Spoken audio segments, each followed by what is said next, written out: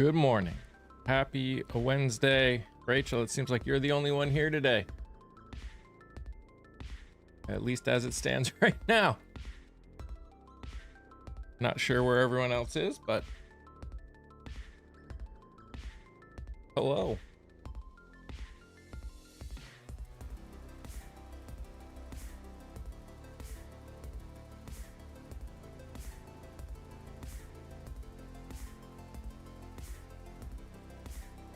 Oh, I thought I clicked on this. Hello. There I am. Here I am.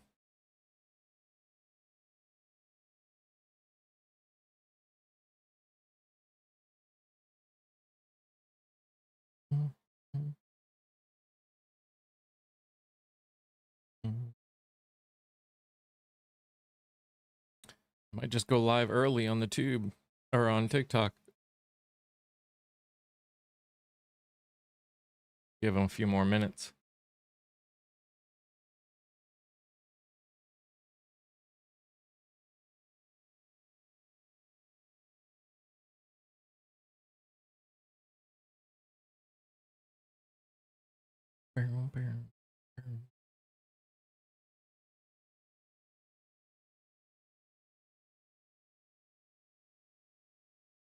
Yeah, we're gonna do that.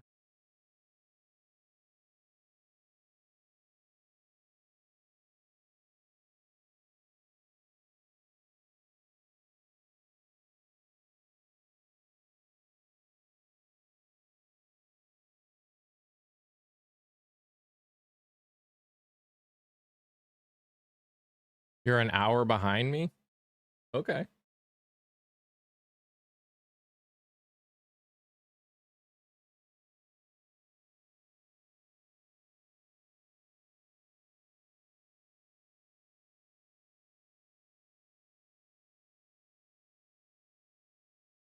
Morning, Linda.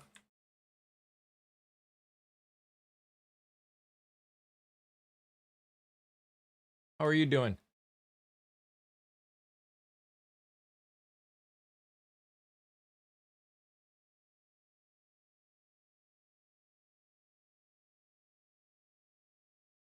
This morning just must be a busy day for everybody.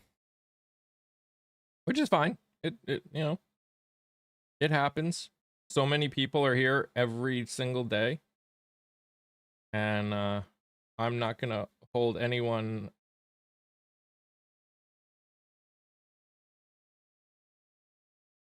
that they need to be here. You got her power back? Heck yeah. Heck yeah. Oh.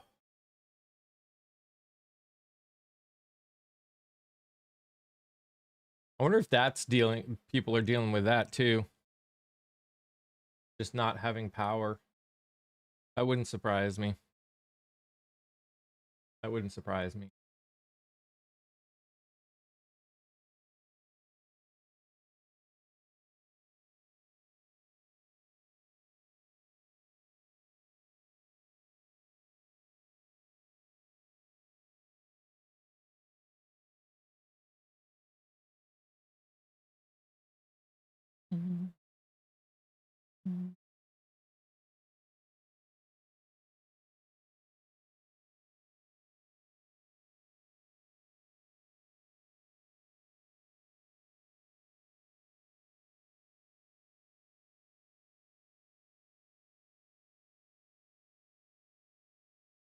Good morning, Ambrosia. How are you?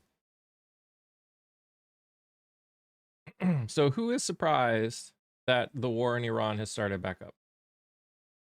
Raise your hand if you're surprised that the ceasefire failed.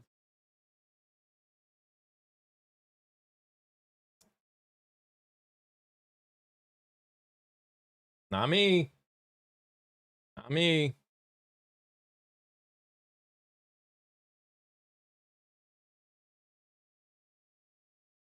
Firmly unsurprised. Yeah. I mean,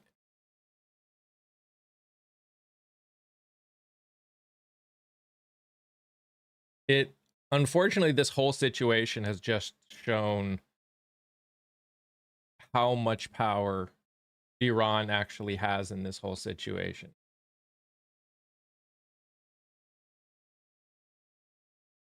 Our area had enormous amount of outages, but small ones, so it took forever for the power company. Oh, okay. Yeah, there was, luckily it didn't hit us, but there were some pretty nasty cells going on around us.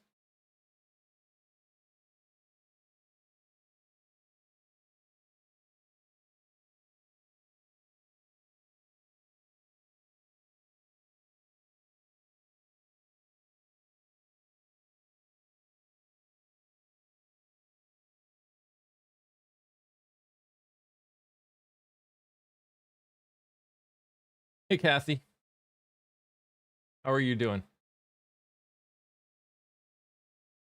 And here's the thing. I wish let Maine decide.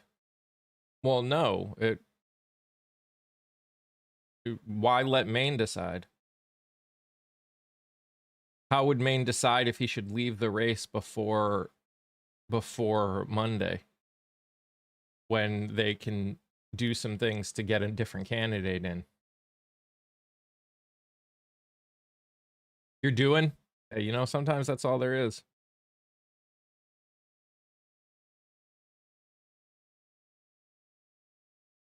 Sometimes that is all there is.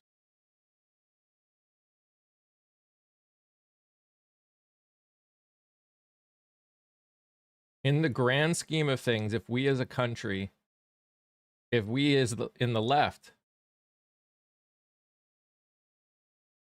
well, it's if he chooses to stay in. It depends. I guess it depends how much pressure that he's getting. But if we actually believe in accountability, then he shouldn't. Then he shouldn't run.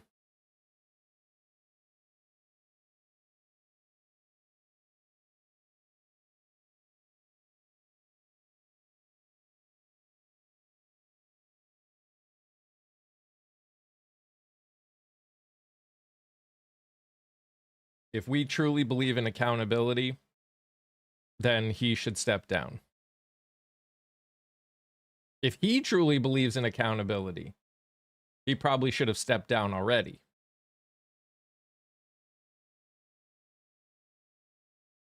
But morning, Laura. No longer works.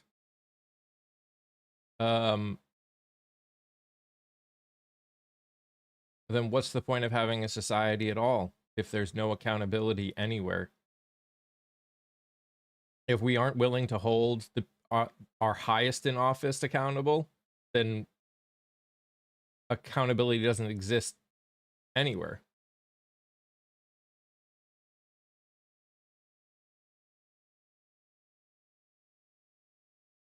Oh, there are definitely options of people that would be really good choices.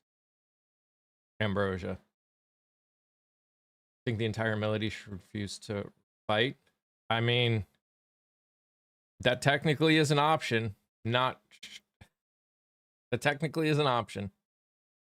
Thank you, Linda. Thank you, Laura.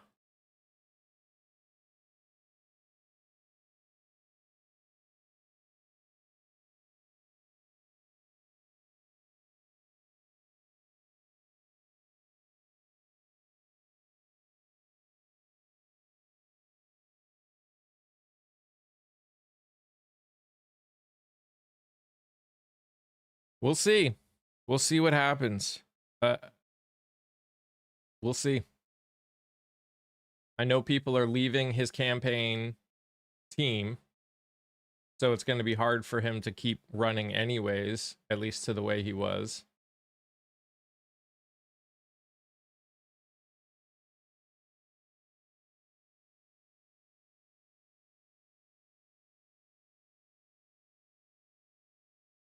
I think MAGA put DJT in the office so we can't take the high road. I don't think it's taking the high road, Siberio.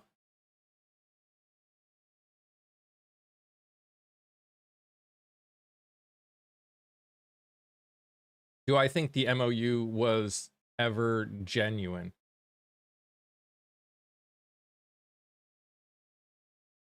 I think Iran never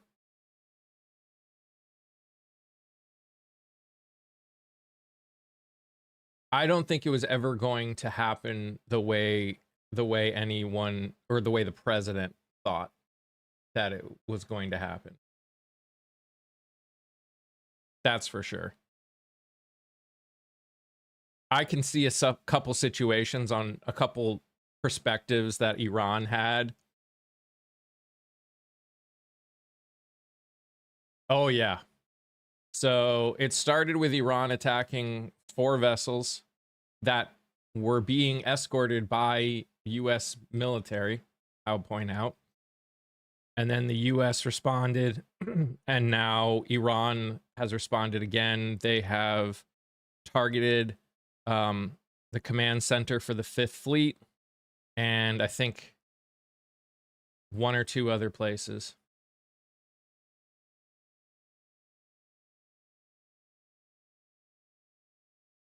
I don't believe it was genuine. I don't believe that half of what was going to happen in that MOU would have actually happened.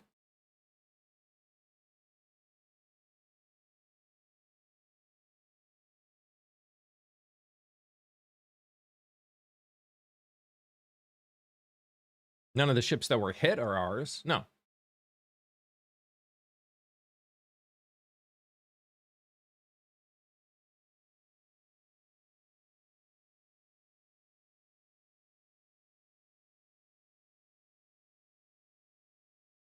Actually, they have kept their promises. They kept to the JCPOA to the letter. We should have never started bombing. This administration should have gotten rid of. Yes, they did. They absolutely did. This administration shouldn't have gotten rid of the JCPOA in the first place.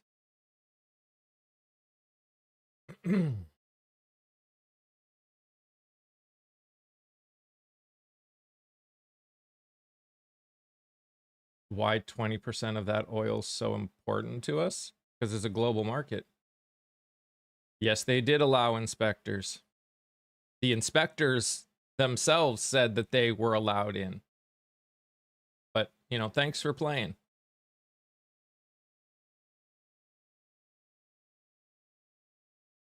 Morning, Angel. Morning, Clara. We do not produce 80% of the world's oil. Okay, Roll Tide Girl. You're the one who sounds gullible. But thanks for playing.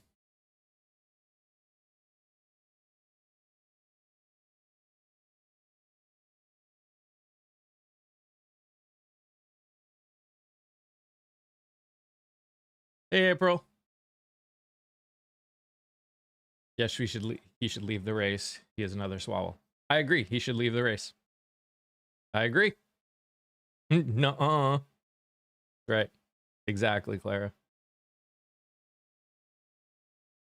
Good morning, Jelly. How are you? Morning, PJ.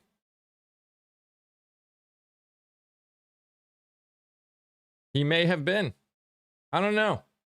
The point is, for me, the point is 2 things. 1, there's just too much baggage.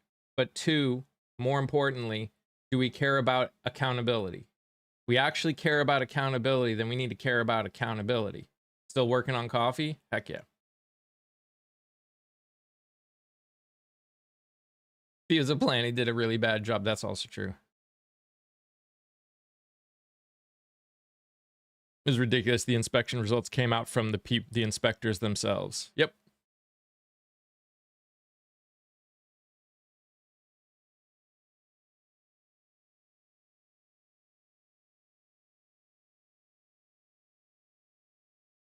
Any thoughts on the new budget bill in North Carolina? I'm glad there is a budget. I haven't looked deep into it, Jelly, I'll be honest, but I'm glad there is something.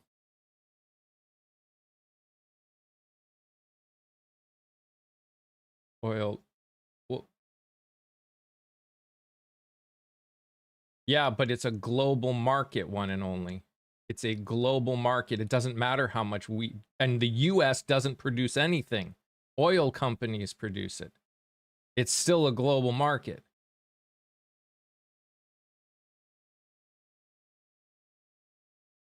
I'm just glad we have a budget finally. Yes. Yeah. No, it's not off topic. It's fine. Or did you...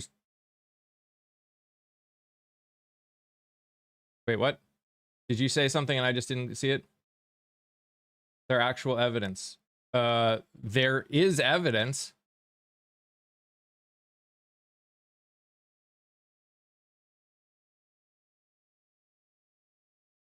There is evidence of it. Absolutely. I don't...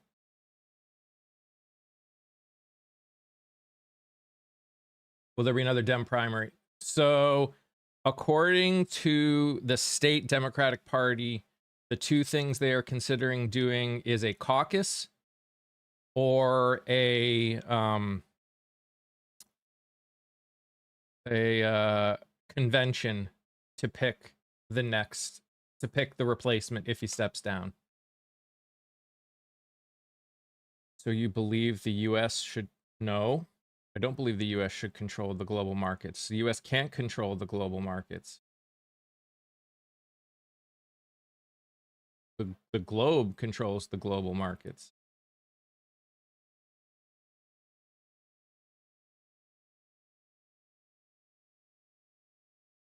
Hey, Shell. Good morning.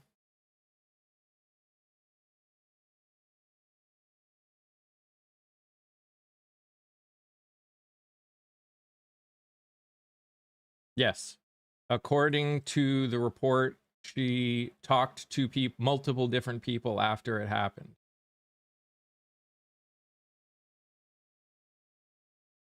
She also is a progressive and does not want Susan Collins to win.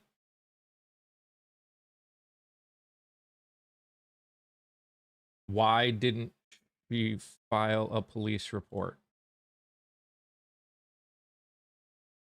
For the same reasons that a lot of people don't file police reports.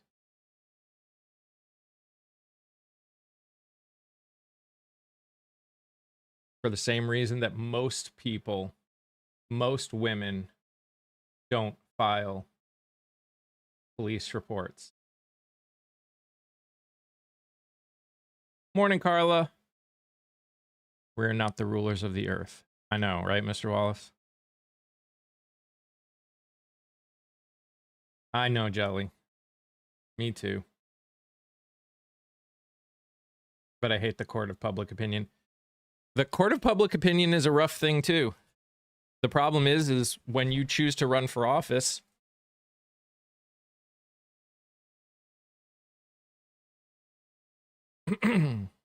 timing just seems so convenient.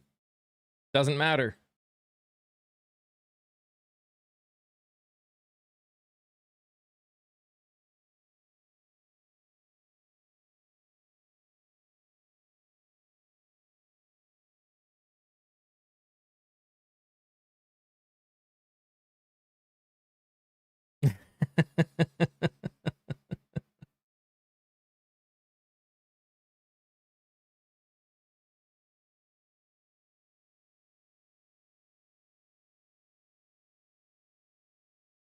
The reality is for the last 250 years, women have not been believed.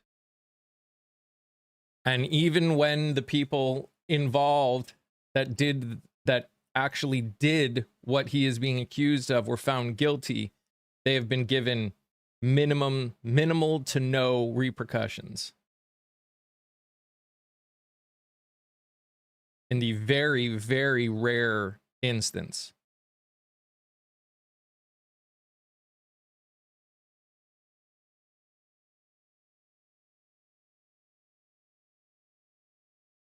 Because women are not, because men are basically the only one are almost always considered not just innocent, but they're worried about this whole idea of having their life ruined by a bad choice.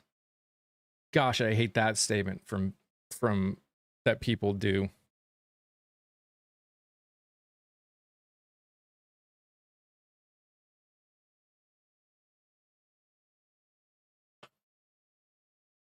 And again, if he, just like with Swalwell, if these allegations are false,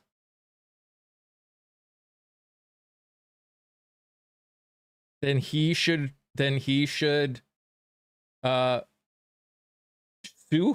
her for defamation. If he can truly prove that these allegations are false, he should sue her for defamation.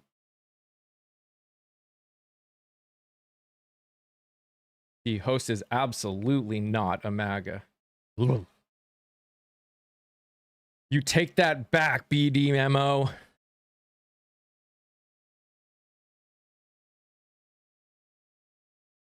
That is slander.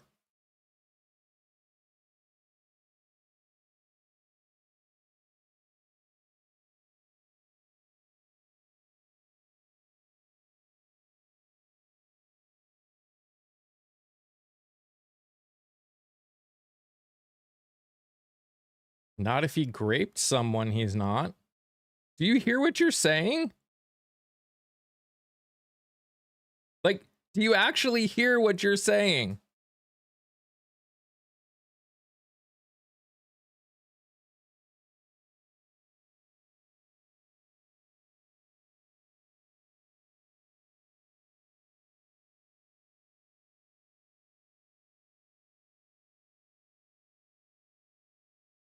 Ken Paxton is also gross.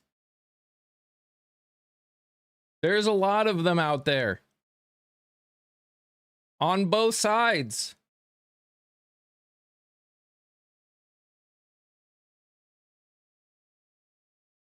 What I'm saying is do we? Well, I mean, when the report came out, evidence came out with it. Do you hear what you're saying? Nonsense. It's all lies. What proof do you have that it's all lies? And how is what you're doing any different than what MAGA are doing with all the accusations against Trump?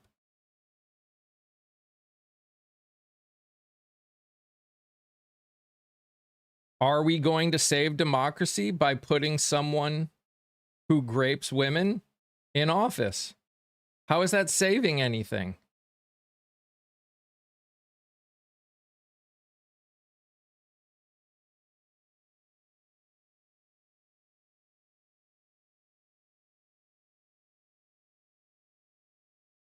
How is that saving anything? How are we saving anything by staying in the exact same situation that we have been in for as long as any of us can remember? The whole reason we're in this situation is because nothing ever changes.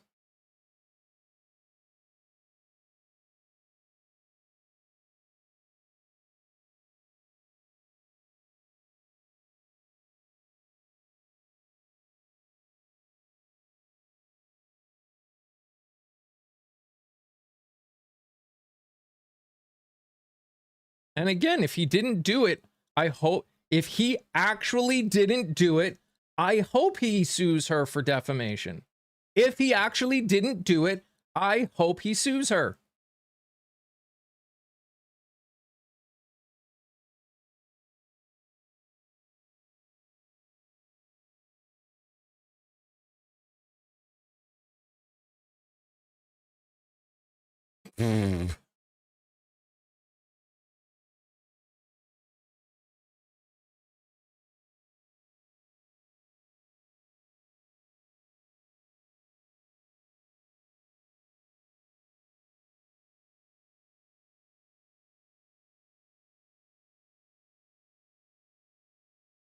Here we go again, OC.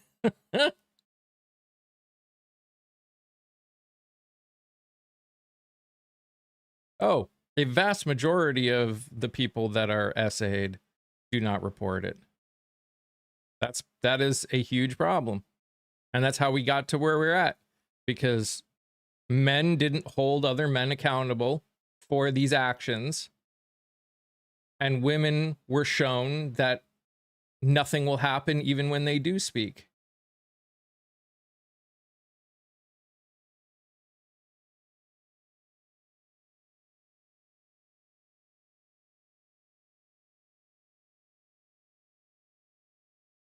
Again, we are a product of our past, whether we want to believe it or not. And we have to deal with that product of our past. I see things are, oh yeah, Garpu, they're hopping. Hopping. Guys, if you're over here on TikTok, please tap that nose. Please share it with people. Please join the fan club. It all helps get it out to more people. I appreciate you.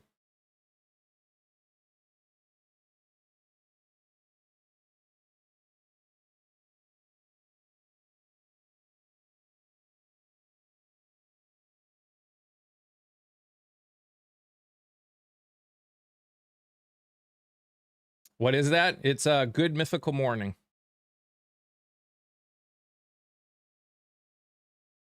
And again, Susan Collins is just as bad in a completely different way. And I know that's why people are struggling right now. Right? I know that's why people are struggling right now. Because they're worried that that means Susan Collins will win. I understand that. I get that.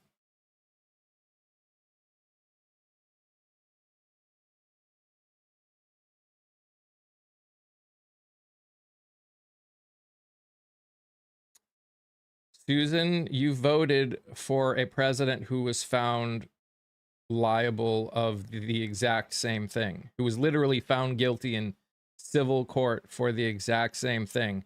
Don't pretend to be of the moral high ground.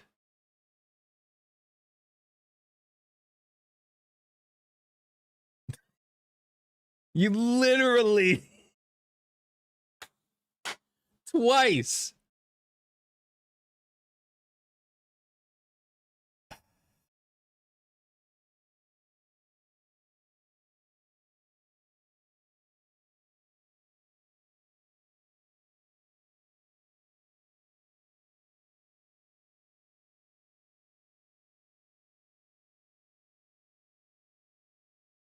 Hasn't dropped out yet. I would be surprised if it happens before the weekend, Chris. Mostly because I would sure, Jelly.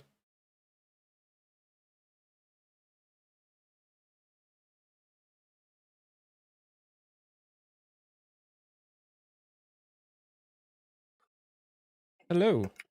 Hello. What Can you happened? hear me? Yes. Let me answer this quick. What happened to innocent until proven guilty? Well, first off, innocent until proven guilty is a law thing. It's a court thing. The court of public opinion has never worked like that. Literally ever. Literally ever. And that's why I say if he actually didn't do it, I hope he sues her. I do. If he has been defamated in this way, I hope he sues. I don't think that's going to happen. I think it would have happened already if that was really the case. If we're being honest. Sounds like his actual actions have been more make a video saying I didn't do it and then fall off the face of the earth. Because that's pretty much what has happened. All right, Jelly, talk to us. Okay, so I've been in this kind of situation before. And I ended up dropping charges. Some of the things that prosecutors will do and is they bring up your entire history. your entire past. If you had been in a consensual situation with this person before and then not, they bring that up and they try to drill it home. Not only are women not believed, but, you know, they just, they really drill in to try to portray the woman in a bad light. You know, Hmm. it's not just that it's difficult to come forward, it's even after you come forward, the trauma, it's not just reliving and explaining the experience. You know, you have to, you know, because they push so hard, you have to account for any past experiences that you may have had. And that is a really big reason why women don't or won't come forward. It's also a reason why women wait so long because they have to deal with all the trauma before they can talk about it. um, it's really hard. And in instances like we're dealing with right now, where allegations have been presented against a a particular person, and if it's happened to other people, one person showed that courage to come forward. And that's why other people will come out of the woodwork and be like, hey, that happened to me too. Um, so, because those are a lot of arguments that I've heard. Why'd they wait 30 years? Or, why is it that now that they're in the public eye, you know, and as far as the public eye thing is concerned, I think that's even more important Hmm. because we're about to allow this person to have control over a lot of things. And we don't want those kinds of people to be in control. So yes, somebody's about to, be elected to any kind of position. Yeah, yeah, it's perfectly understandable for victims to come out in those situations because they don't want that. I can't think of the right word, but they don't want a person like that making decisions for the entire country because we already know that they're not people of integrity, because Yeah. we've had to deal with that. We already know that because of that lack of integrity, they could end up causing more harm. And as women, we need to stand together. I get really angry when women either victim shame or try to do the whole, well, they waited so long to come out, and Hmm. all that makes me really angry because Yeah. you know women should be together with women just as men should be calling out other men. Hmm. um and it's so divided and it makes me angry, but yeah, coming forward causes so much scrutiny on the victims that, like I said, I had a case, it was open, I was a teenager, and I ended up dropping it. And this is the thing. And this, it's the same, it goes with a lot of things in this that people stand up against. These women that go and do what this woman did, um, they are going to be scrutinized no matter what. For the reality is the people that support Plattner, the people that don't support Plattner, for whatever reason, they are going to scrutinize her. That is the absolute travesty of the internet, of how things work right now. Which means this woman was willing to put herself in the spotlight, knowing that what would happen, knowing what would happen. And that has to mean something too. It's like people that come out as come out as trans, or a member of the LGBTQIA community as a whole, especially if you live in the South. They know what kind of a reaction they're going to get from their community around them, from the people around them. They know it. And if it was just a choice, I can almost guarantee most of them, if not all of them, wouldn't do it. It's how we know it's who they are. It's because it's something that they can't escape. This, with this woman, she might have been paid. You're not getting the point, Suzanne. You're not understanding the point. Women, since forever, have not been believed. When women have called out people that have raped them, the questions have not been, the response has not been, the fault is the man.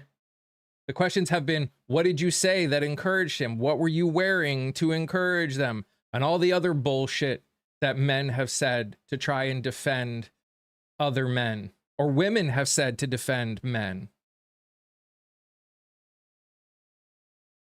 We are living with the ramifications of centuries of this. Yes, are we also in a society where there's a complete lack of trust in a lot of groups of people? Yeah. Does that make it, especially in situations like this, very hard? Absolutely it does. But I still go back to two things. One, if what she said is false, then he should be suing her for defamation. And if we believe in accountability, then we need to believe in accountability for all people, no matter what.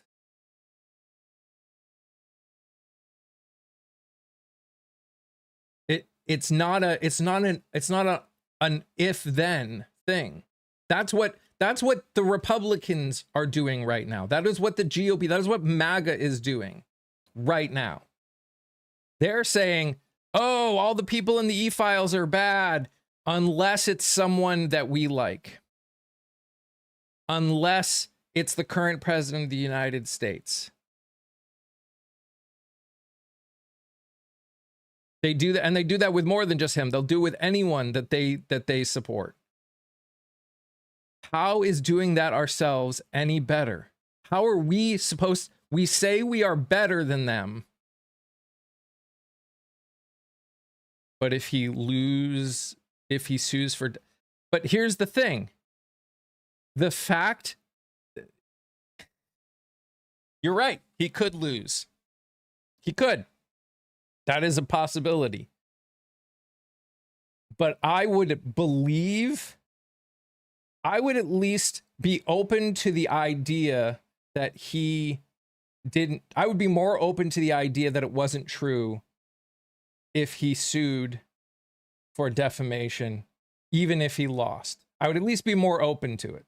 Because I know people are found guilty when they're not, and people are found innocent when they're not. That happens. That's unfortunately our court system. But the fact look at Swalwell. Look at Swalwell. He said he was innocent, but now there's been nothing. He threatened to sue, but nothing's ever happened. We know what that means. Again, we can sit here and say we want accountability all we want.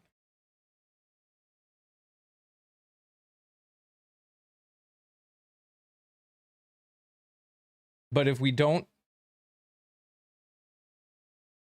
aren't willing to hold all people accountable, and Mac, shut up. You voted for a person who was found guilty in court of the exact same thing. Don't pretend. I'm sorry. I can understand why Democrats are struggling right now. Civil court doesn't change anything. The act is still all that, all this, all going between civil and you have no idea who we voted for. Okay. Thank you for having me up, Mike. I'm Of gonna go course. ahead and let you do your thing. Of course. Thanks, Jelly. No, found guilty of, found liable of SA. It's still the same thing. Civil court is still a real court. All that changes is the repercussions. All that changes is what they can actually, what the ramifications of it can be.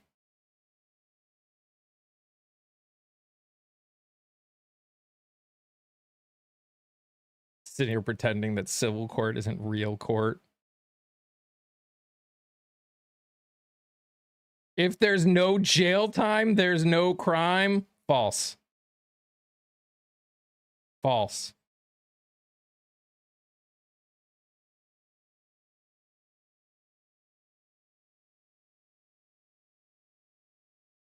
That is false.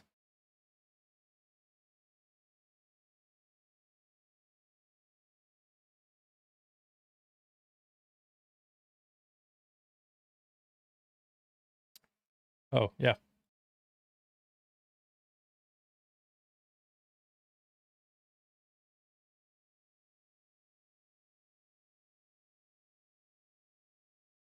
Right. Ever heard of probation or community service? Exactly.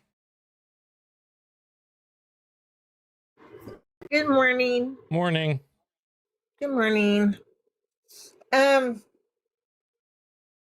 Yeah, I mean, there is a few things, you know me, I'm not going to stay up terribly long. There was a few things is, you know, having accountability means when it's hard, right? It's even if it's hard, that's what makes it I want to say true, you know, is because of the fact that it's not an easy thing to deal with. And you know, I'll just put it this way. My family has, and I'm not going to get into the specifics or anything of anything, but my family has a history of SA in it. And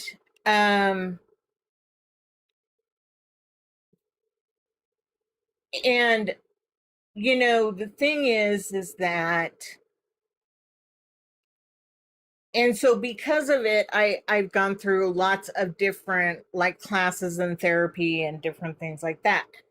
But you know, one of the things is that men look at SA as sex, but it's really not. It's violence. And that's where, and then that's why people don't want to talk about it within families, is because of the fact that they miss put who, you know, they miss, I'm sorry, my communication skills are fabulous this morning, darling, fabulous. It's all good.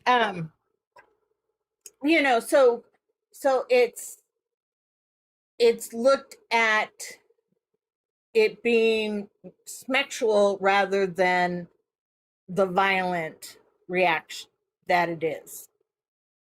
And you know, and everybody wants to, you know, and my thing is that yeah, you're right. If he has been wrongly accused, then go after liable. But I'm really tired of everybody sitting back and saying, well, what do we do? And sitting on our hands when women come up and say these things. I'm really tired of it. You know, there's been numerous actors and people like that I won't watch any of their films or I won't listen to any of their music or whatever if they've been um, accused of it just because of it. You know, that's just my line in the sand. Yeah. But um, you know, this is a huge, you know, Plantner needs to just go away. And Maine needs to figure out how to get their Democratic candidate on the thing. And but this is a much bigger conversation than most people even realize um Sure. how it is. So It, Vonda, it sounds like I'm reading a report right now that says that it sounds like he is planning to step down, but it looks like his team is trying to put their thumb on the scale to determine who will succeed him as the nominee. Which doesn't make him look any better.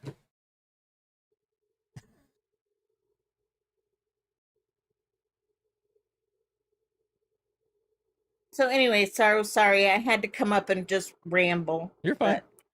But yeah, it's just, you know, this is a big, and it's not going until people realize how big of an issue this is in society. Sure.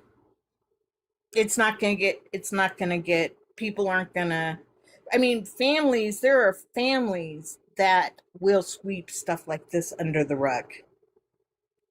And it just perpetuates through the generations of sweeping stuff like this under the rug. We are dealing with multiple massive problems in this country. I've said this before.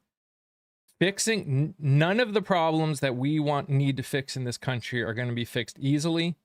They're going to be fixed without pain. It's going to take a lot of us actually stepping out in a way that is painful almost. I understand the fear for people, especially Democrats in Maine. I understand that fear. I understand the questioning. Everyone in this country who considers himself on the left at all has been hurt by people that supposedly were progressive, like Fetterman not being progressive, people running as progressives or Democrats and then immediately switching to the Republican Party. I understand the fear. I understand the questioning. I understand all of it. Because I promise you, as someone whose district dealt with someone running as a progressive and then like the day after they won, they switched to the Republican Party, I understand that fear. That is one of the first things that went through my head. It was one of the first things that went through my head. So I get it.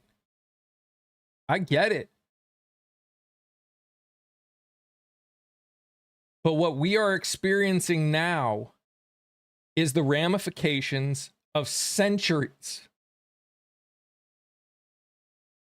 of not believing women. Centuries, decades at minimum, of not being involved in politics.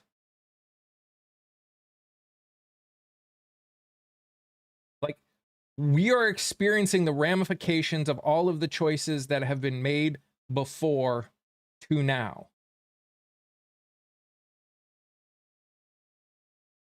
And yeah, some of it is going to be extremely painful. It's going to mean that potentially, and again, I'm not specifically talking about Plattner, I'm just talking in general. It's going to mean that some people that maybe made bad choices when they're younger, have changed, can never do something like run for office. It may mean that. It may mean that.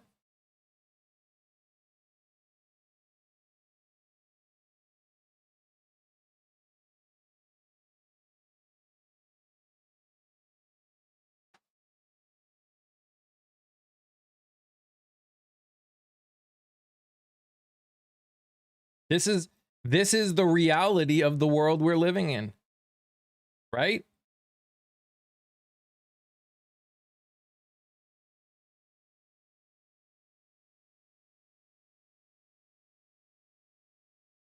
I agree, put women in power. I agree. This country has literally been run by men since the beginning.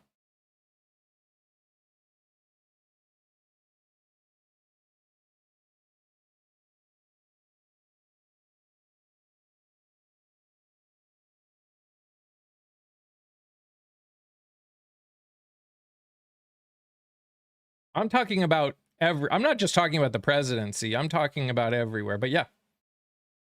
I mean, that is why if you look at most of my interviews, I'm interviewing a lot of women that are running for office. And some of them didn't get through the primaries because again, 15 to 25% of people actually take part in primaries. Current administration's offense are used to punish women for AB while letting men committing SA go free. Also true, Prairie.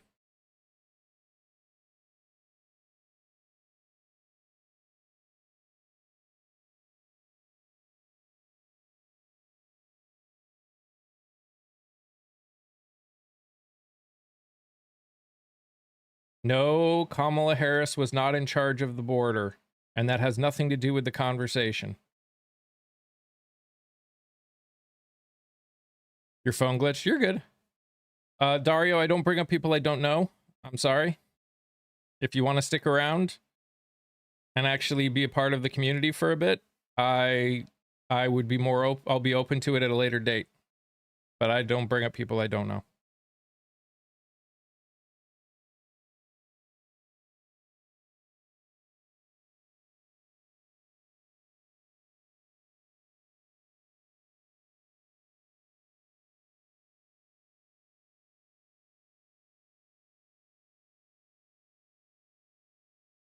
What do you think of Troy Jackson taking Plattner's spot? I don't know Troy Jackson. I would have to look up who that is. Oh, I know it wasn't. I know your statement wasn't, Wanda.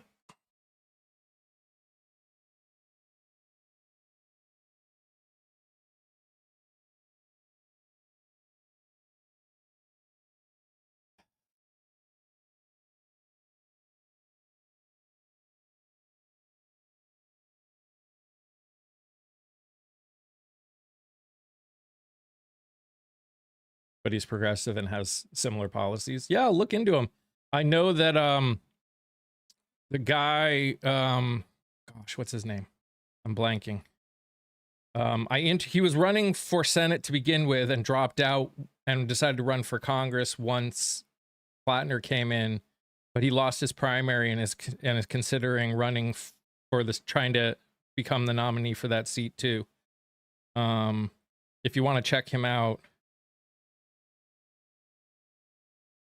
trying to remember his name. You can find my interview with Jordan Wood. You can find my interview on the tube. Good morning, Dynasty. How are you, friend?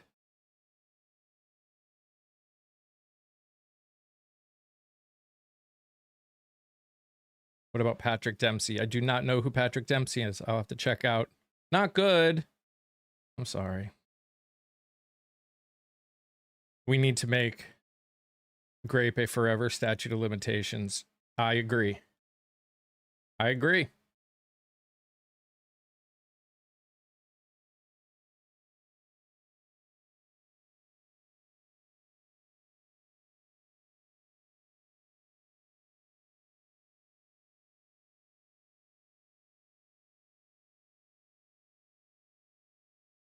The actor? Is he actually considering, like, is he considering trying to get that seat? I gotta look him up because my brain.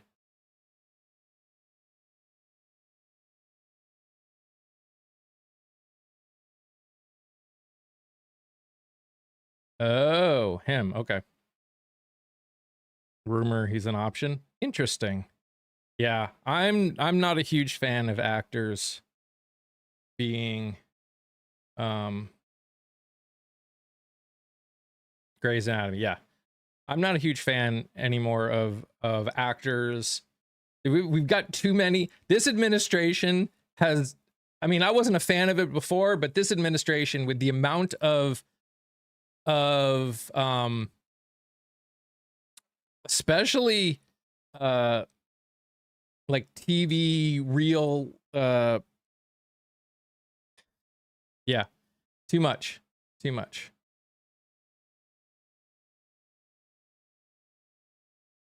Yeah, my brain's not braining this morning.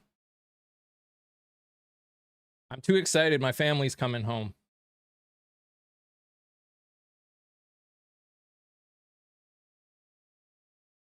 The amount of Fox people is wild. It really is. He's created incredible resources for cancer patients in Maine, helped my mom a lot. That's awesome.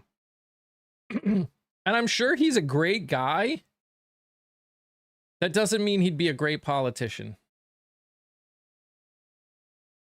The only thing that you get, the reason that people who are actors have like a step up in running is they've already got more name recognition than most.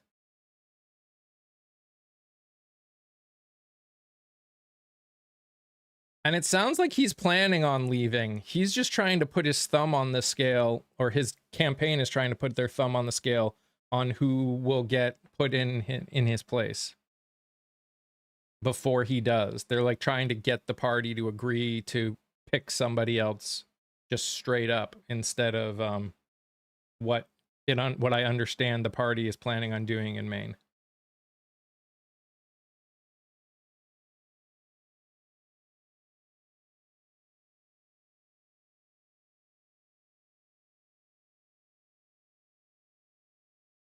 Yes, Ambrosia. The end's in Maine.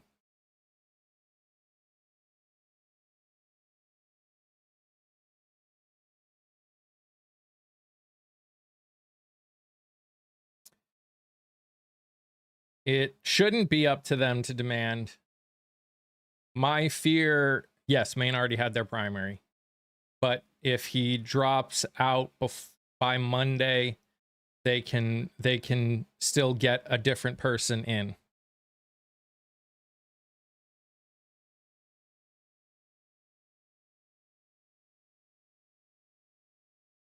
And Aaron, I agree. It's not up to them to demand.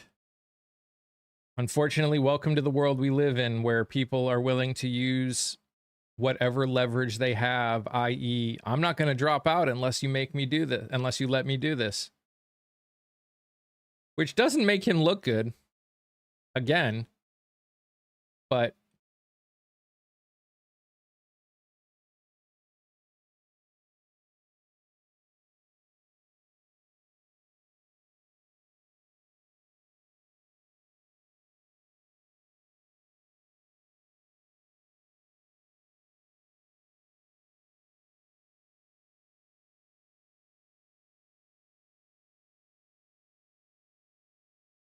and here's the bigger thing.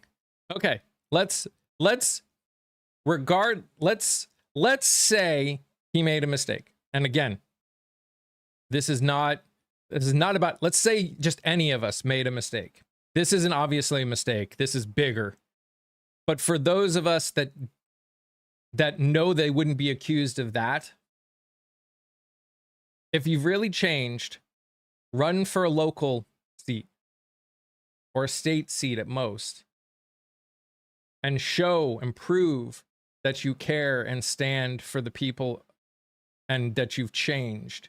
if you the problem in the grand scheme of things, the problem is he's running for Senate and he's never done anything else. And he has all of this baggage. Because I want to believe people can change. Have you interviewed Angie Nixon? No, I'm sure I've reached out to Angie Nixon, but I have not interviewed her. I could try and reach out again.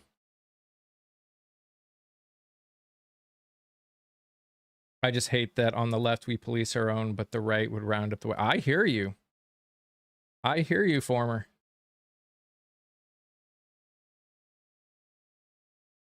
I 100% hear you. It's probably one of the most frustrating things. Second ex-girlfriend has now told the Washington Post Platner remove. Oh. Yikes. Al Franken, Eric Swalwell.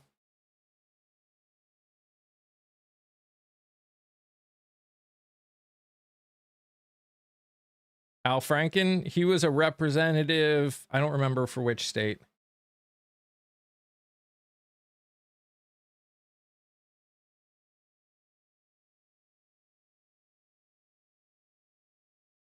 Minnesota. I think you might be right.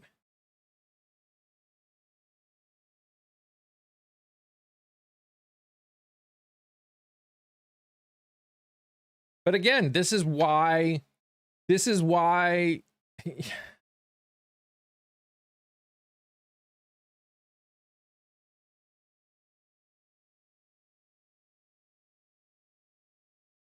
we've got to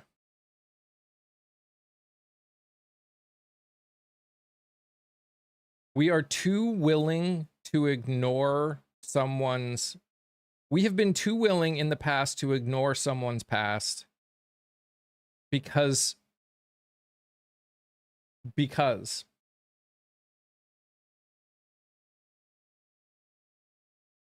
for a myriad of reasons.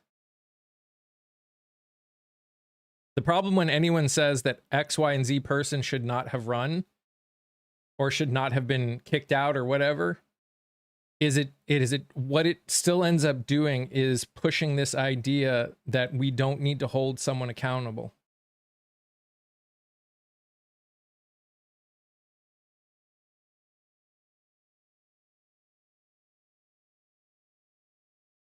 Because our vote is the only power we have, El.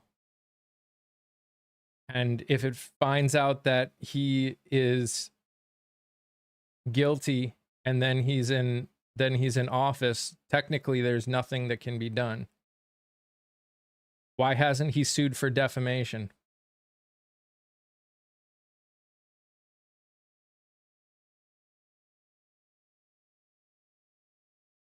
And again, what we are experiencing is centuries of a problem that we need to start fixing. Should he leave the race? Yes.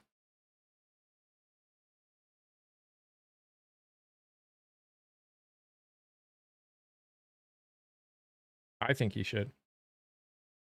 Is there a statute of limitations? Mr. Slippers, again, that's fine. You don't like him, but don't pretend that you didn't support a person who's the president now, who's the exact same way, except for the Bernie part. Us on the left have every right to call this out. No one on the right has the right to be like, oh, sorry. If you voted for this administration, you don't have a right to actually speak and act all offended that there's someone like that running for office. You don't. You don't.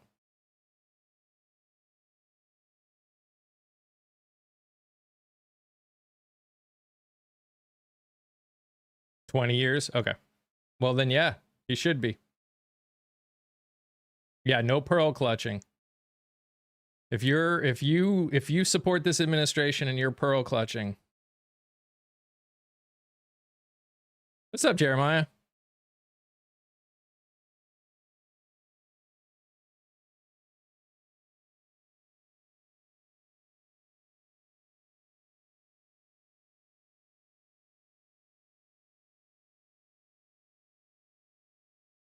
If he drops before Monday, the Democratic Party in Maine can put another person in. And actually, there's no guarantee, Mr. Slippers, that Susan Collins is going to win. But as someone who had a mother who had Parkinson's disease, if you're smart, you won't vote Susan Collins in.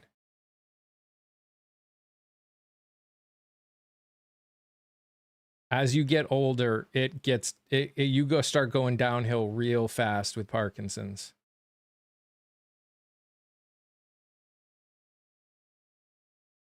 And something like being a senator is not the right place for someone who's advanced in their Parkinson's. It's just not.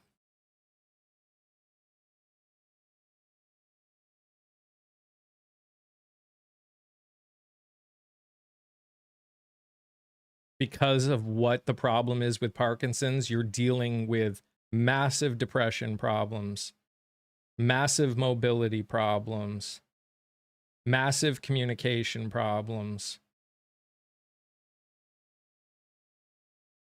Especially when she said she was going to be done. She was only going to run for 2 terms. That's the funny thing.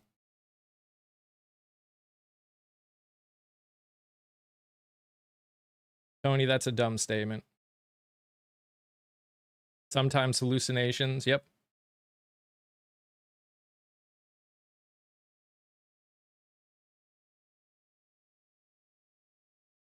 Oh, no, I think Graham should drop out. Absolutely. How? Because you made a definite. No such thing as definite in this world.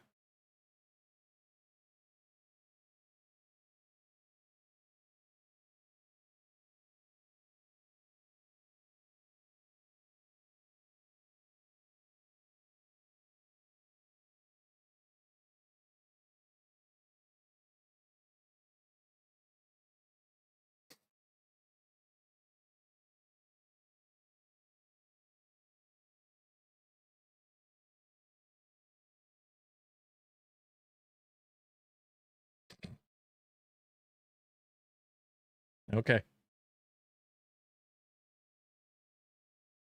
Plattner has until Monday. So the 13th. But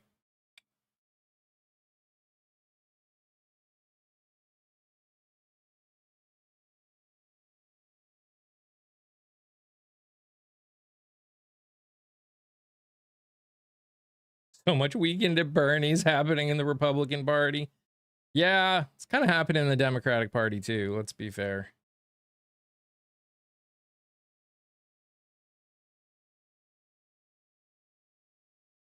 It's not as bad in the Democratic Party, but it's there too.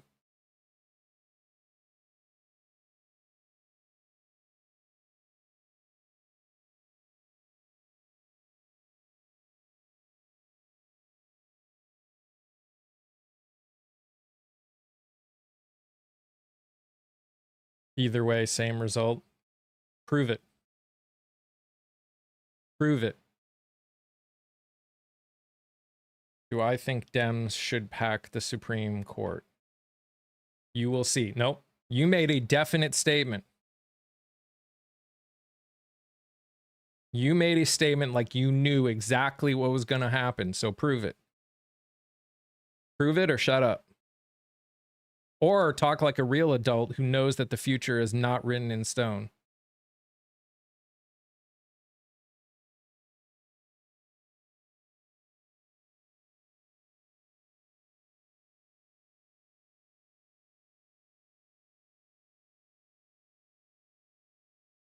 Because real adults understand that the future is not written in stone.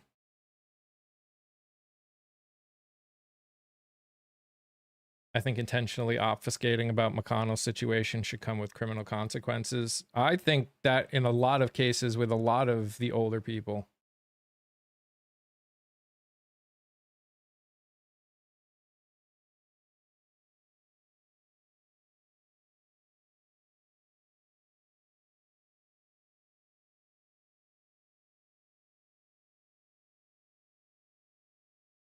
What? Tony, I don't know what you're saying. I don't understand that sentence.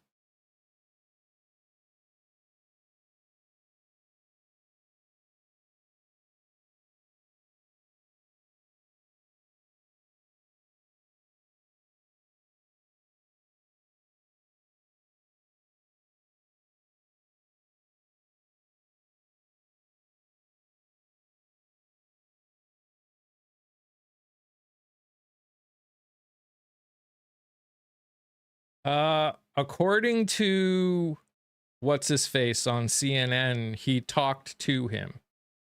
How much he actually talked back, I don't know, but supposedly there was back and forth.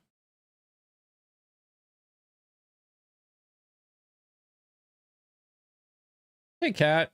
How are you doing, my friend?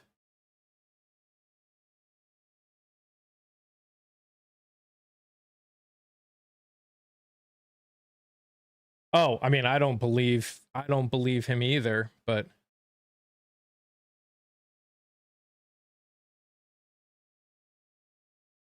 we do not need to vet candidates through DSA. First off, not all DSA members think the same thing. And you're assuming DSA is perfect. It's not. And you're talking to someone who likes a lot, if most, not most of their policies. I am good. Which is why it's more important right now that we get ourselves to a point where we can get rid of the Electoral College and have a multi-party system.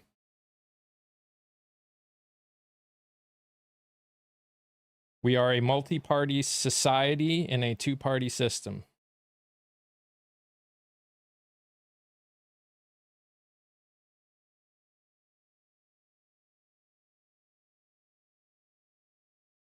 I wouldn't say the DSA is overall more harmful than helpful, because again, the DSA is just an organization. It's just a corporation, just like the Democratic Party is, just like the Republican Party is. They're just words.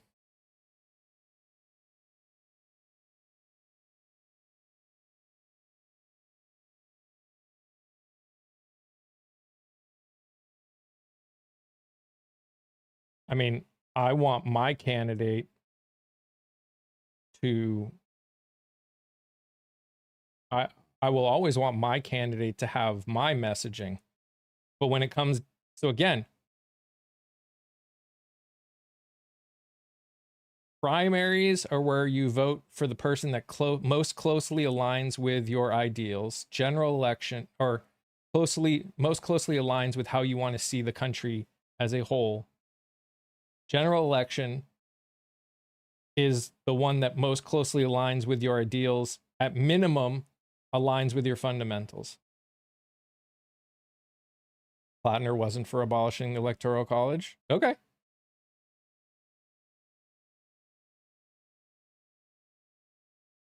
Okay. I mean, I'm not in Maine. So why do away with the Electoral College? Because the Electoral College has made it so only two parties can exist in this country. It assumes that we have a two-party society when we don't. Multi-party electoral system allows for the country to decide which direction it actually wants to go. It's given power to two systems. It's helped cause division to an extreme in this country.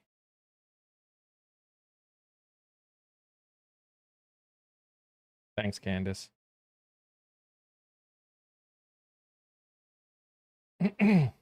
How are you doing, my friend? How's your race going?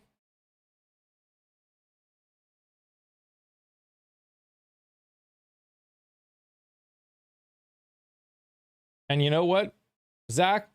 It is possible. It would not surprise me one bit. All that means is we need to find a way to put better candidates in place that don't have these kind of things to come forth.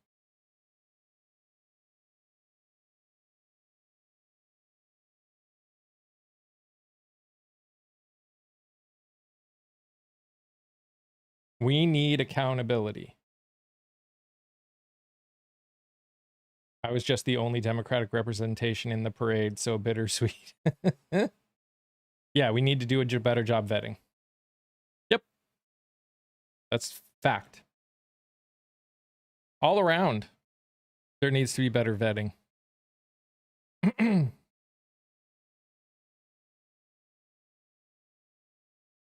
Nobody ever has a majority. Why do they need a majority? It causes coalition building, which is what you need to get things passed in a country where there's a lot of different people that have a lot of different views. Coalition government is not a bad thing. That's actually more aligned with how our country is. We're not getting anything done in our current system. We're not getting anything done. The president is presidents are literally governing via executive order right now because our Congress has the inability to work together because we are a two-party system and a multi-party society.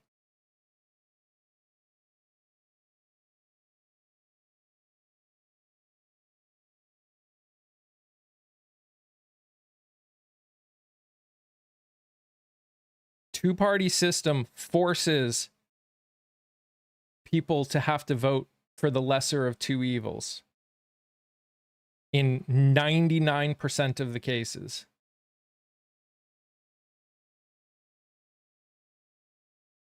Especially when so few people get involved in primaries.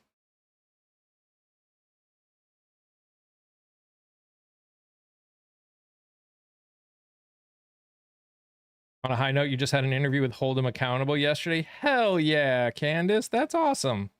Congratulations. Man, whatever we're talking about is not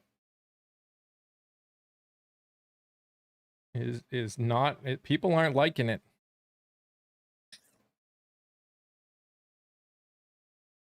Guess I'm not being triggering enough.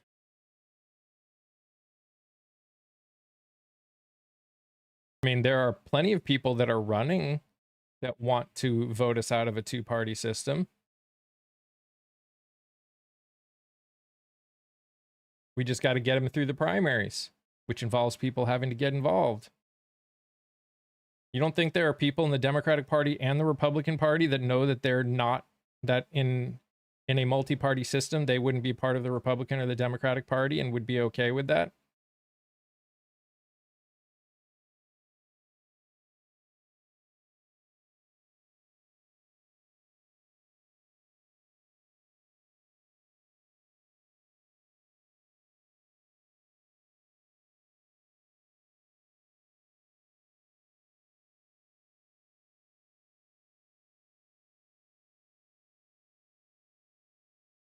It also means we need to pay attention to state races more than just federal races too.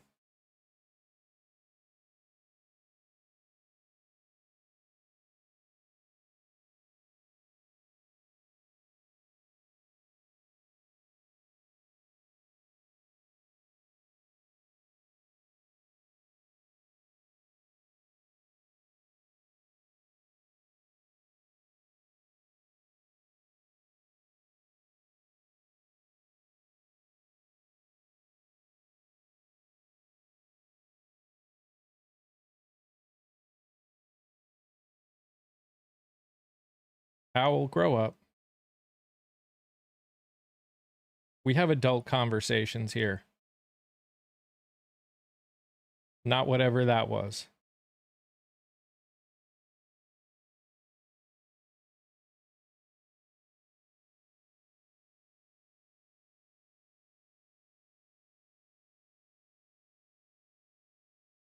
He should stay in the race. I disagree.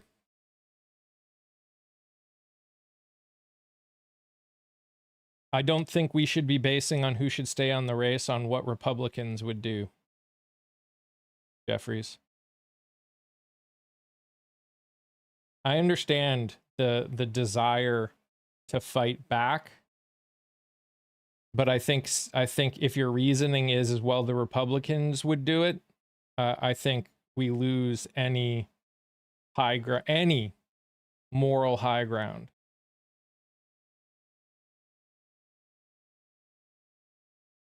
It literally cuts into most of what we say we believe in. If we say we believe in accountability, then we need to believe in accountability across the board.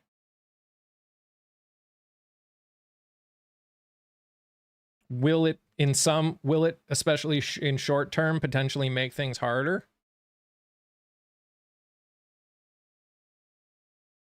Well, yeah, because she is a progressive as well. And she knew how people would react. That's a lot of people feel that way. And she was hesitant to go through all of the torment that she's probably going through now.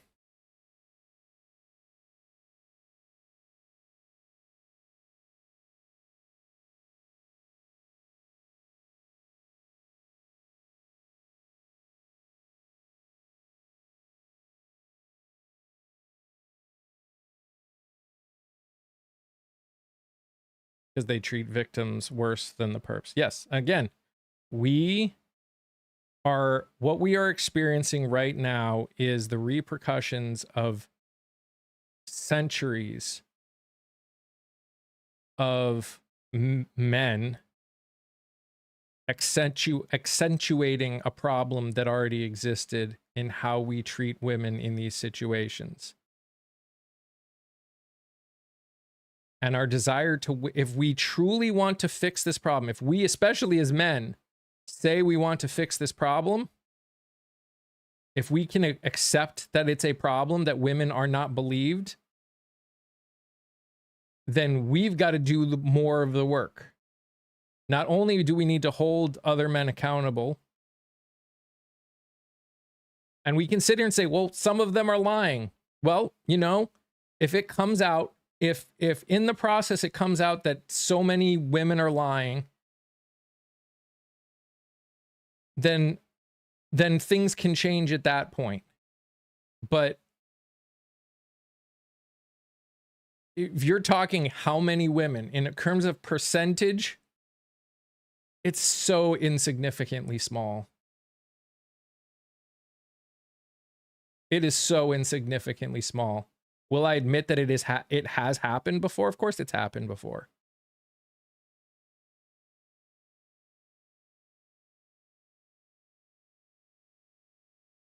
But again, that's part of the society that we've created over the decades and centuries.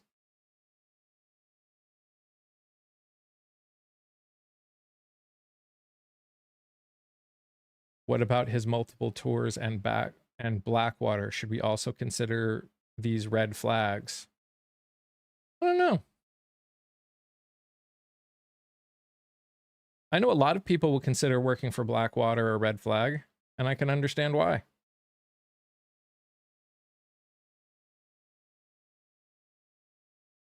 Believing everyone's accusations, regardless of their gender, is a way to be easily manipulated. Haywood, right now, they're never believed, so...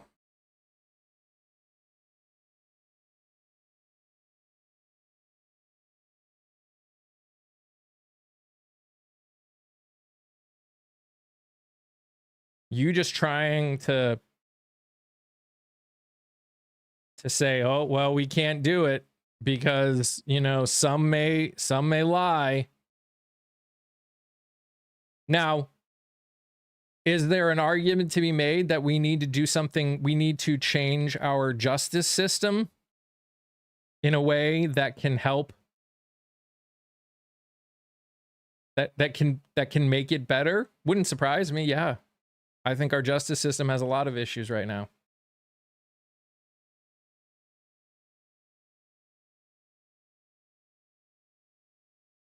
But again, if the statement is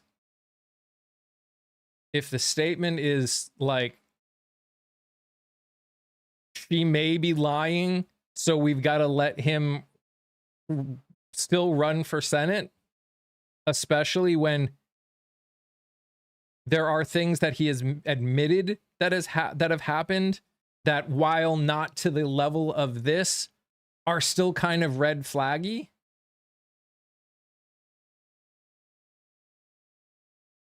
Haywood, have you ever had to consider whether or not to come forward about being raped?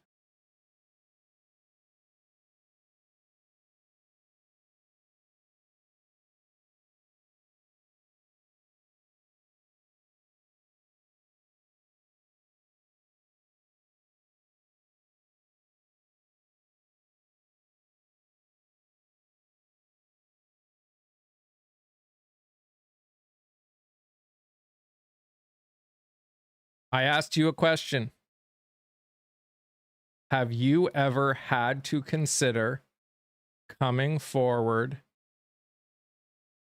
and everything that comes with making this kind of an accusation?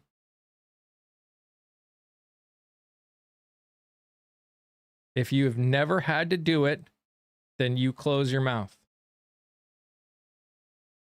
Yes, when I was in 2nd grade.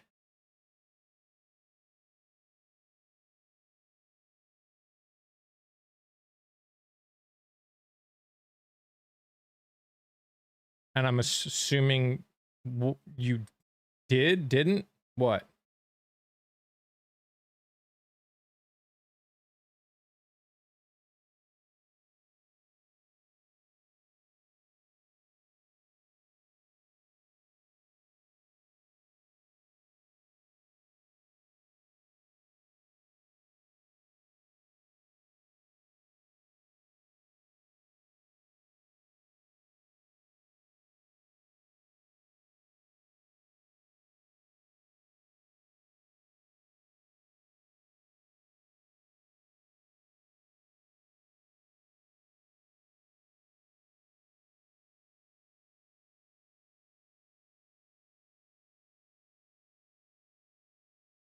What were you wearing?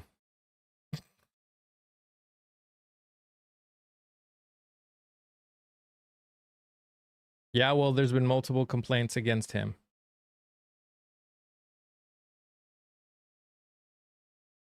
That's what women get asked all the time.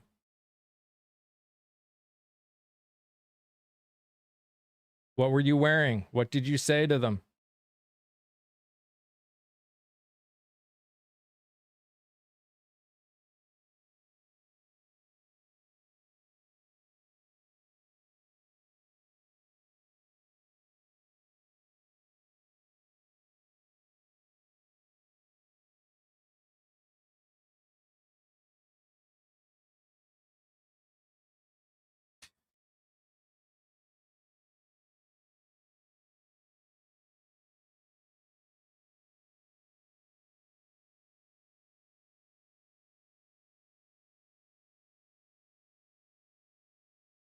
Would you vote for them to be a senator?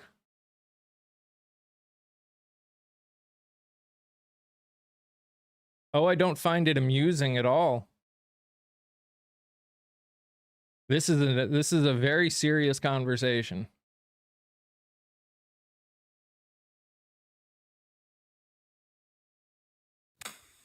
What's up, buddy? Hi, what did I walk into? Oh, it's so interesting. I have the two things above my head, and the thing that is in more people's mind to talk about is Graham Plattner, other than the fact that literally the war is back on. It's kind of wild to me. Yeah, nobody jumped on Graham Plattner more than me, but folks, let's move on. He's not going to be the candidate.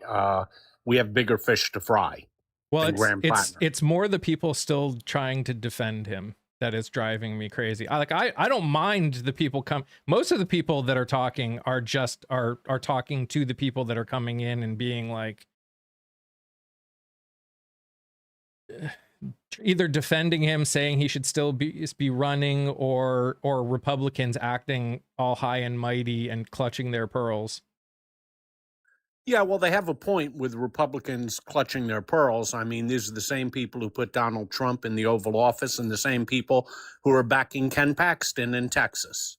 So they have a point on that. But, you know, Graham Plattner's candidacy is, from a political standpoint, leaving aside the moral standpoint, from a political standpoint, he's toast. It's moribund. He has no support left.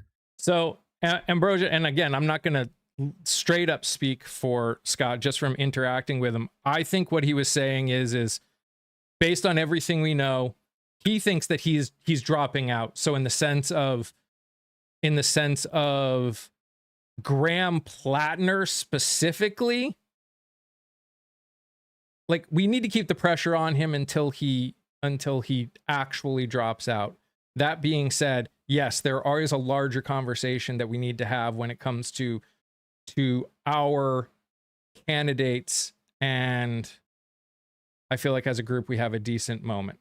I know, I understand that. He asked a question, I started it. It was I'm the one who said, you know, maybe if I didn't want a potential of two different topics, I shouldn't have put two different topics above me. That's my fault in the end.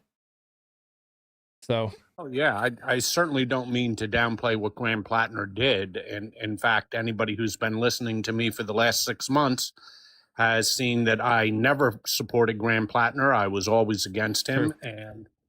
And I warned 6 months ago in this very space that there would be many more shoes to drop because people like him don't change their spots. Yeah. So but my only point was the way you put it to me when I first came on. Yeah, was we fault.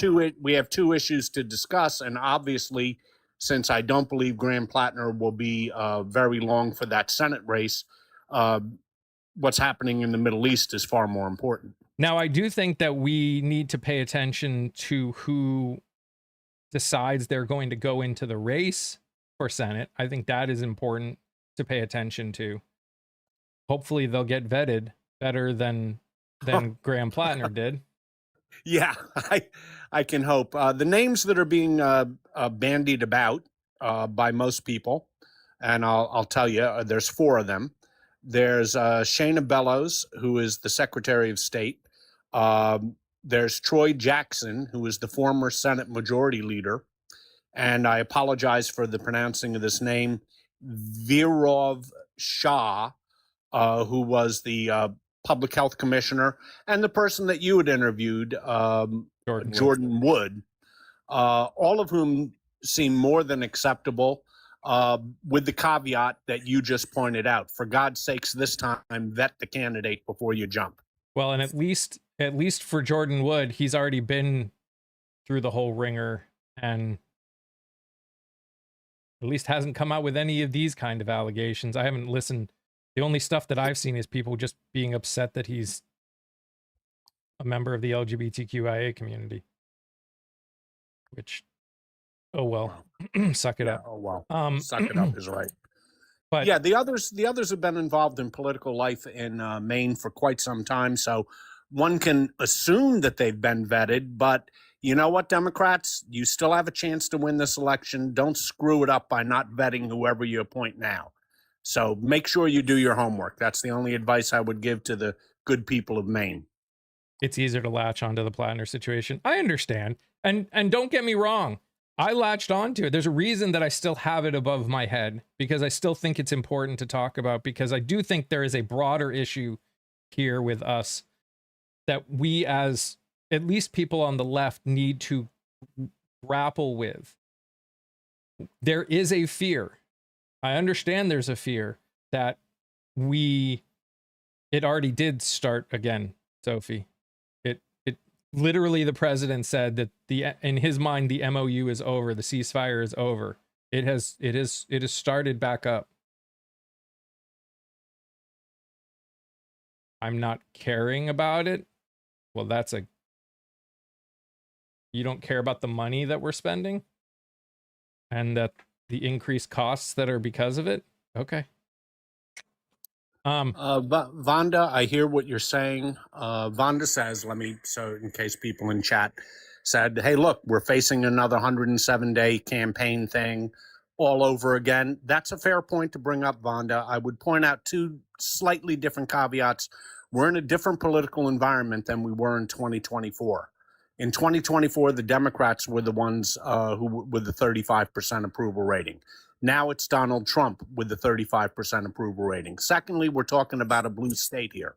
So you add those two factors together, the Democrats are still in the hunt. Yeah, and we're talking about one state as opposed to an entire nation. About one state, right? And especially if Graham Plattner stays in, the Senate campaign committee has already said he doesn't get a dime. So his candidacy is untenable. And I hear what you're saying. It's not a good situation. We shouldn't be in this situation. He should have been vetted before. And Vonda, you know, because you and I have talked about this ourselves, I've been screaming about this for 6 months. Nobody ever vetted Graham Plattner, and there's going to be more shoes to drop. And I'm not happy I'm right, but it was pretty obvious with this guy. And Democrats, the one caveat is the one Mike said. Whoever you pick, of those four people, I could care less which one they pick. I just want them vetted. The Democrats will not be given a second chance here. If there's any problem with the new nominee, the Democrats are toast. Susan Collins wins. Yeah. I'm just tired of war all the time. It's made me stressed out, and I just want to relax. I feel you. I feel you, Sophie. I 100% feel you. Trust me. When I heard that Iran attacked four tankers, which, by the way, were being escorted by U.S. military ships, and they were still attacked and hit. I knew what was coming up. I mean, I grew up during Iraq too. So I hear you. I hear you. When I heard it, part of me was like, yep, I knew this was going to happen. I knew the MOU was shit to begin with. I knew the ceasefire was shit to begin with, because there was no way that America, that we were going to give Iran all of the wins that MOU was giving them. And I don't think Iran cared. I think Iran used it to get out 40 million barrels of oil, which they did thanks to this short-term ceasefire. And now they get to do, now they got all the money from that, and they get to do whatever they want. Yeah, I mean, there's an old saying, Mike. It's a very trite phrase, but it's worth repeating because it's correct. And the old saying is, it's very easy to get into a war. It's very difficult to get out of a war. We went into this war with no plan. We went into this war with no clearly defined strategic goals, and we've been floundering ever since. And Trump is in a box. I don't know how he gets out of this. You know, other than abject surrender, which is basically what we've done. But he put himself in this box, and nobody's coming to his rescue. And he's whining about it at the NATO meeting. Well, he's the one who said we didn't want your help. Don't come whining now after saying that you didn't want their help, and then go to NATO and say you didn't help us in Iran. And that's ridiculous. And still, for those of you that haven't paid attention to the batshit crazy stuff he has been saying at this NATO meeting, he has also said that he wants to end all trade with Spain, that the Spanish people are all crazy, and he's still talking about Greenland and how the Greenland situation is still a problem, and America needs Greenland more than Denmark does.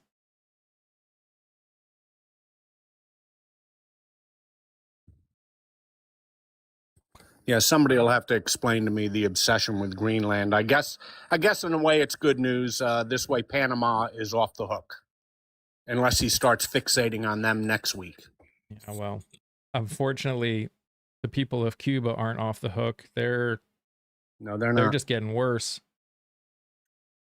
And what's it been, 3 weeks with no electricity in Cuba? Something like that. During the summer? That's Yep. got to be wonderful. He also said Japan bombed.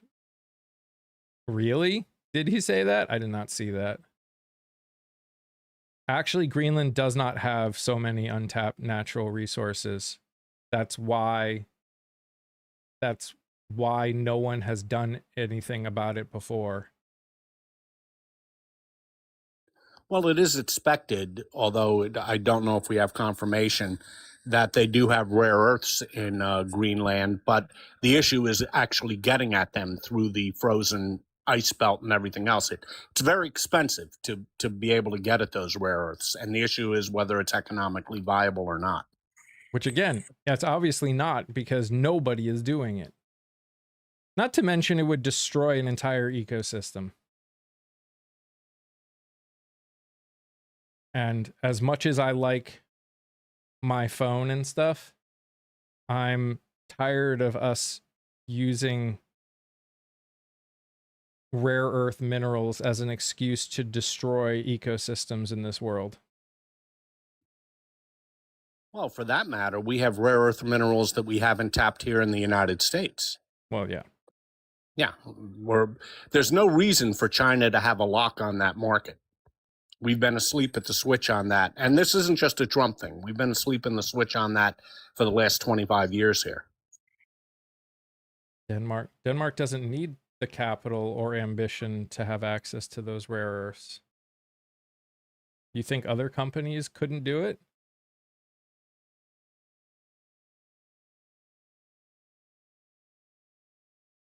Billionaires have no rights to destroy the world because they're greedy. Truth. Absolutely, Mo. I understand, Haywood, why we want access to their rare earths, but it's their country. And you can always work out a deal with our mineral companies to go and get it. The idea that we can just go and take it so we can have rare earth metals is literally colonization. You might as well start World War III at that point. Russia has plenty of oil. Should we go conquer Russia? Russia also has plenty of rare earths. Should we go conquer Russia?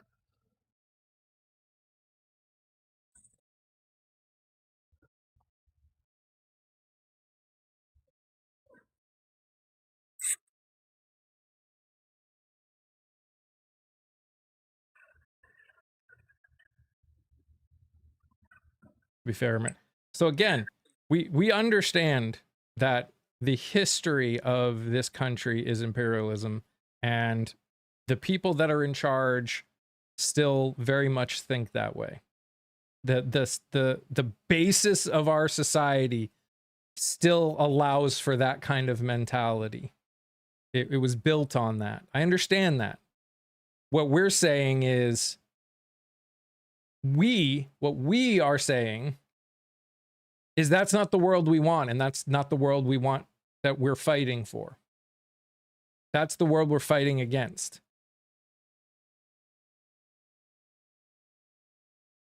Because we are a global society now more than we've ever been.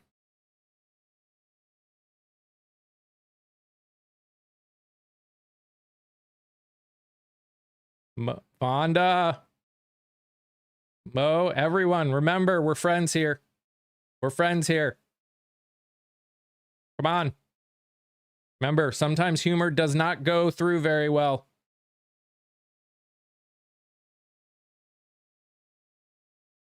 Put LOLs if you're going to be fun, if you're doing something funny.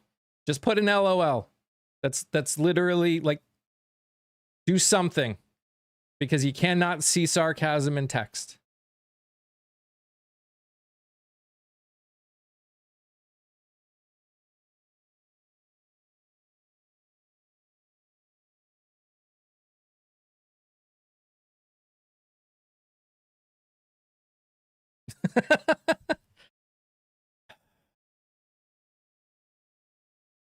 That 100 years that America was there. Sure.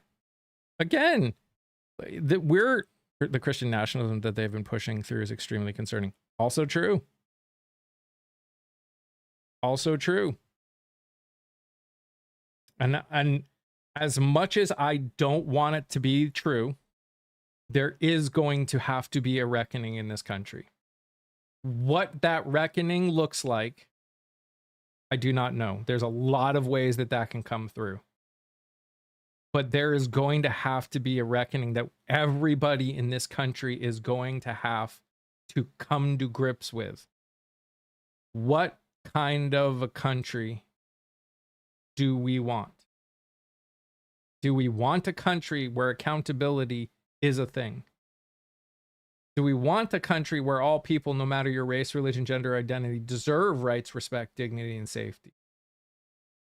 And if we want that, then we need to live like that. Do we want a society where we actually have a better chance of voting for a candidate that we like, that doesn't feel like we're voting for the lesser of two evils? Do we want that? Do we want that? How to make that I mean, there are lots of ways. Just people getting involved. Could it still end up turning into something as horrible as that, Bien? I'm not going to say no. Anything is possible. But we are, when only 15 to 25% of the country gets involved in the primaries, we cannot make any actual changes.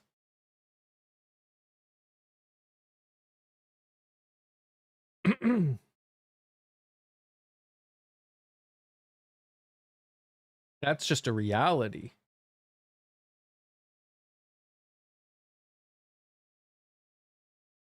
You know, Mike, you were just discussing the president at NATO.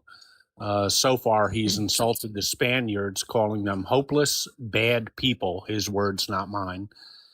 He then went on to scold France, Germany, Italy, Britain for not joining the war in Iran. But something strange did happen, which I did not think would happen.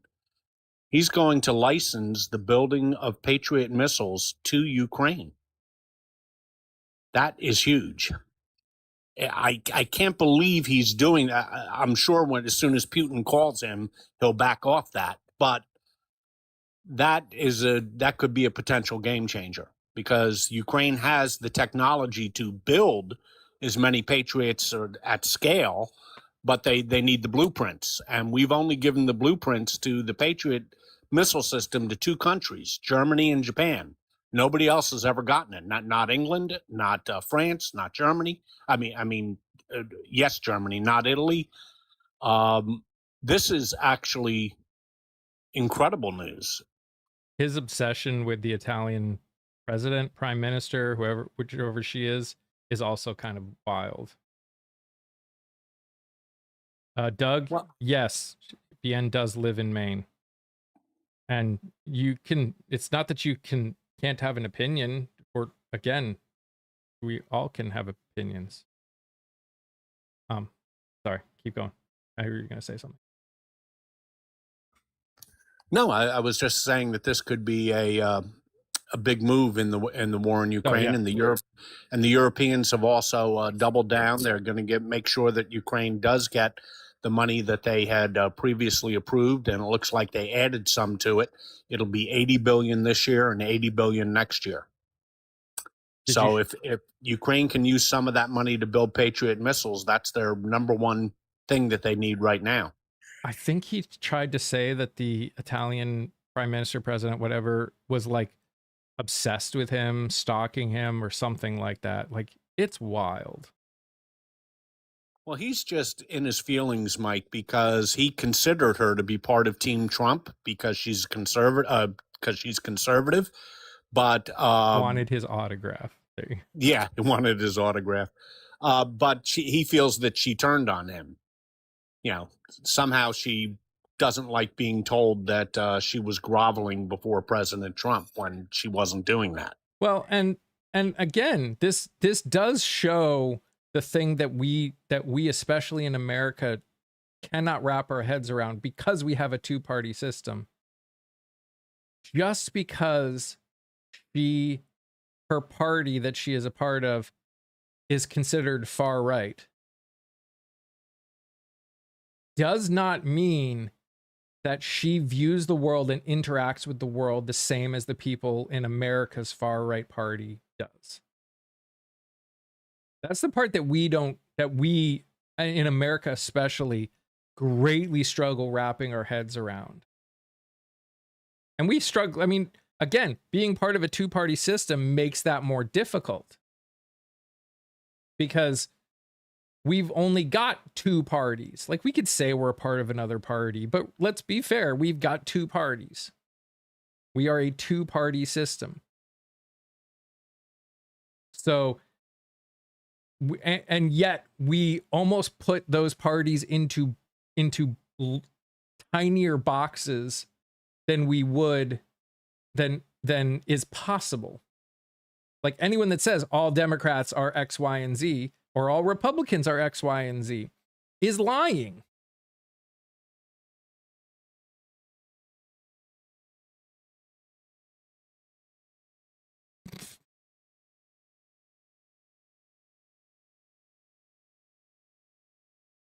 They're lying.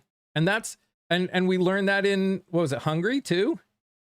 You know, the person that won was centrist, basically.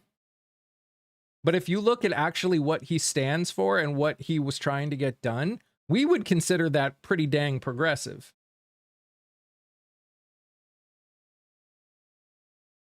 This is why conversation is important. This is why having conversations about some of these things, going in deeper on some of these things, is important.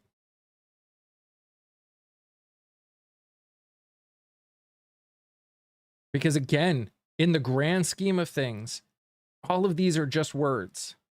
And we already know that people in this country use some of these words in ways that have absolutely nothing to do with what they actually mean. And that is a problem. And our politicians are as, if not more, guilty of that. The use of the terms socialism and communism in American politics is messed up right now. Because nobody knows what it means to be that. They just know that that party in Germany called themselves a socialist party. They just know that Cuba calls themselves a communist party. They just know that Russia and China call themselves communists and socialists. Because they don't get that the use of those words are meaningless.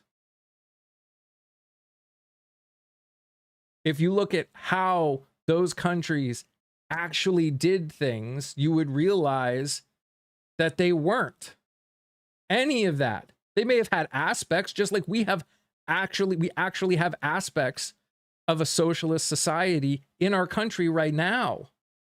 We have aspects of it, whether you like that reality or not.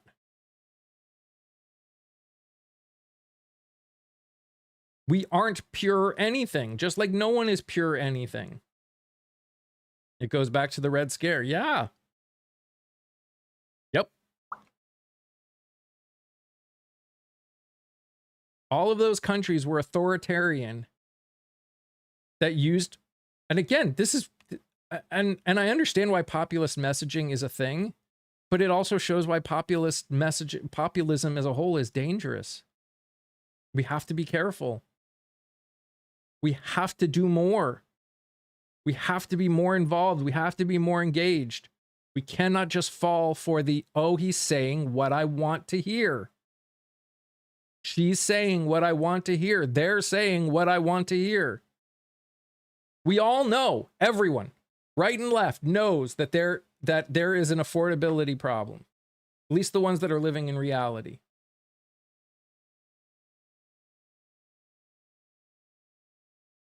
If you vote Republican or Democrat for the express reason that they are Republican or Democrat and they're telling you what you want to hear, you're part of the problem.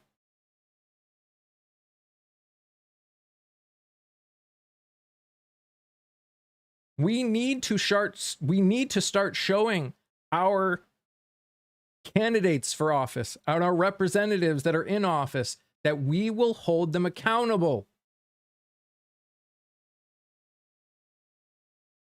That is why they know they can say whatever the hell they want. Because we do not hold anyone accountable. Or at least not very often. We're obviously doing it more this year than I've ever seen. Can you think of another time when as many incumbents have been primaried as this year? I mean, it still hasn't been a lot, but it's been way, I mean, and I think the only reason it's not a lot is because a lot of the ones that knew they would have been primaried just didn't run.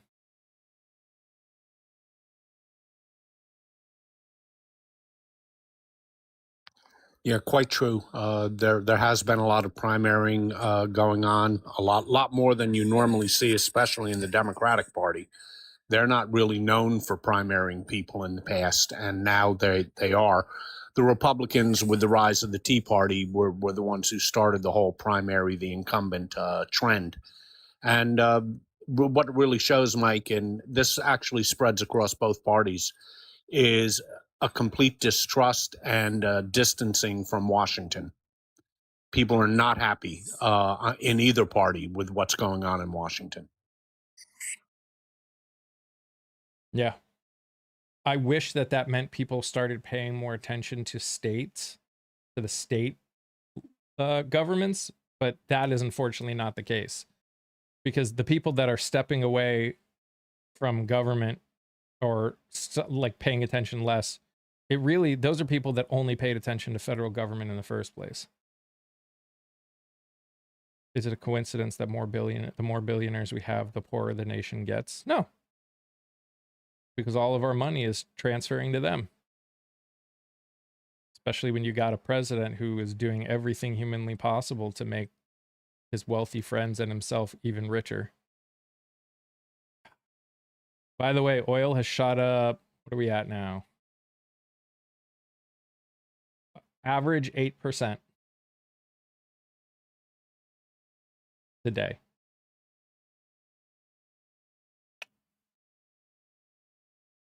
Plus what it went up yesterday. It's so weird to me what gets people to come and what doesn't. I never know. Grifter in chief. I mean, let's be fair. Most of Congress is that. He's just the one who puts himself on the camera the most. I mean, if you heard, did you hear? I don't know, Mike. Most of Congress hasn't made $2.2 billion in graft in the last year. That's fair. He sets the records for that. He absolutely sets the records, but I mean, we know how many stocks these people are buying based on contracts that they know they're going to be passing. Did you see Mike Johnson's he read through what the Democratic Socialists of America stand for and him try and like read them in a way that made them seem horrible? It was almost hilarious watching him be like, ending the Electoral College, a multi-party system. I forget what else he said, but every time he read everyone, I was like, I wonder how many people are watching him do this and go, dude, you are it was hilarious in how ridiculous it was.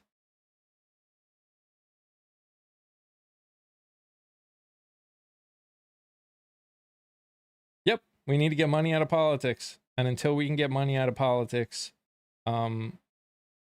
this is going to continue this again. And this still comes down to, at minimum, states. It's this is, and I want to make this clear. It's actually more important if we as a country really want to fix problems, we can almost ignore the federal government.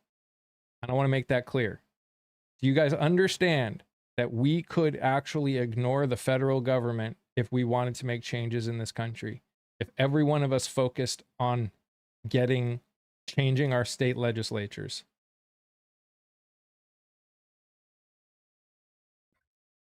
Well, that and the fact that most of our interactions with government per se are at a state and local level. They're not at the federal level.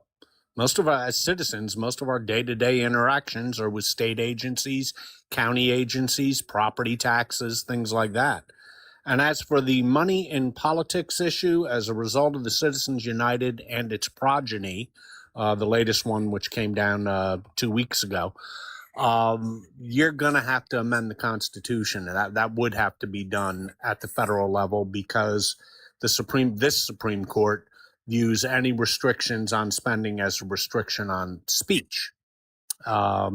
Political speech is very well protected under the First Amendment. So it's a core First Amendment issue, which means that even state laws that were passed or federal laws, campaign finance laws, we've been down that road and they're routinely found unconstitutional. So you're going to have to change. If you want to get the money out of politics, you got to bite the bullet and change the Constitution. Which means no matter what, and I say no matter what, you need 3/4 of the state legislatures, whether it's through a constitutional convention or through Congress. It doesn't matter. Either one. In order to amend things, to order to make any changes, you need 3/4 of the state legislatures to vote it through. So people need to start paying attention to states more if you want to actually change anything. Again, I understand the desire to focus on federal because it feels like we have been told and we've been taught that they are the most important to pay attention to. But if you want to make your situation better in your state for you personally, and you want to make changes in a federal level, it still comes down to your state. It still comes down to your state representatives. And if we don't get that, we will not fix anything.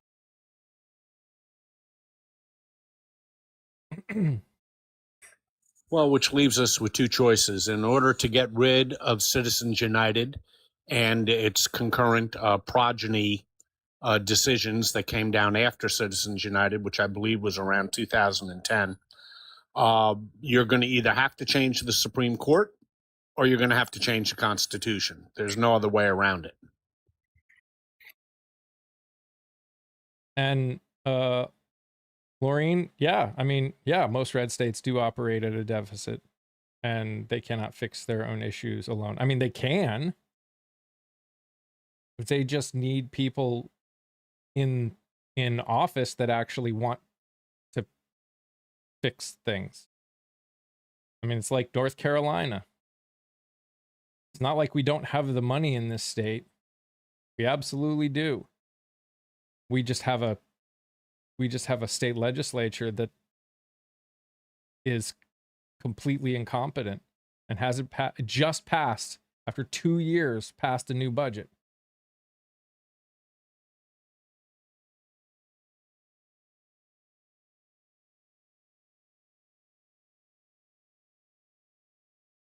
But like the idea of reducing taxes as a whole in this country, anyone that thinks that we need to keep reducing taxes, I'm just talking in general, doesn't realize how bad of a debt we're in this country, but also you know, everything costs more. Literally everything costs more.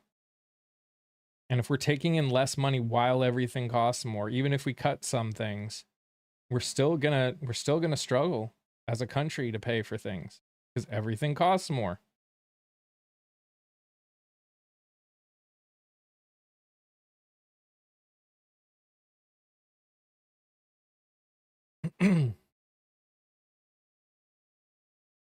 Right now, both SCOTUS and the Constitution need fixing, but must start with. It doesn't need to start with Congress. I mean, SCOTUS would, but the Constitution actually doesn't. And again, that's the point. That's the point that we all forget. Abbott promising to reduce property tax again, of course. Of course he is.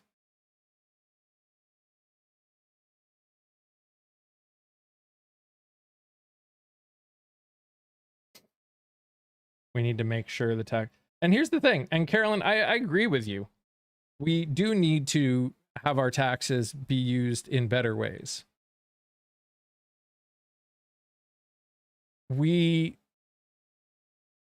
My issue with that statement is not that I don't agree with it.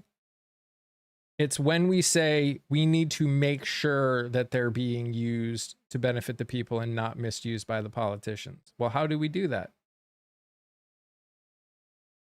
We hold them accountable. We vote.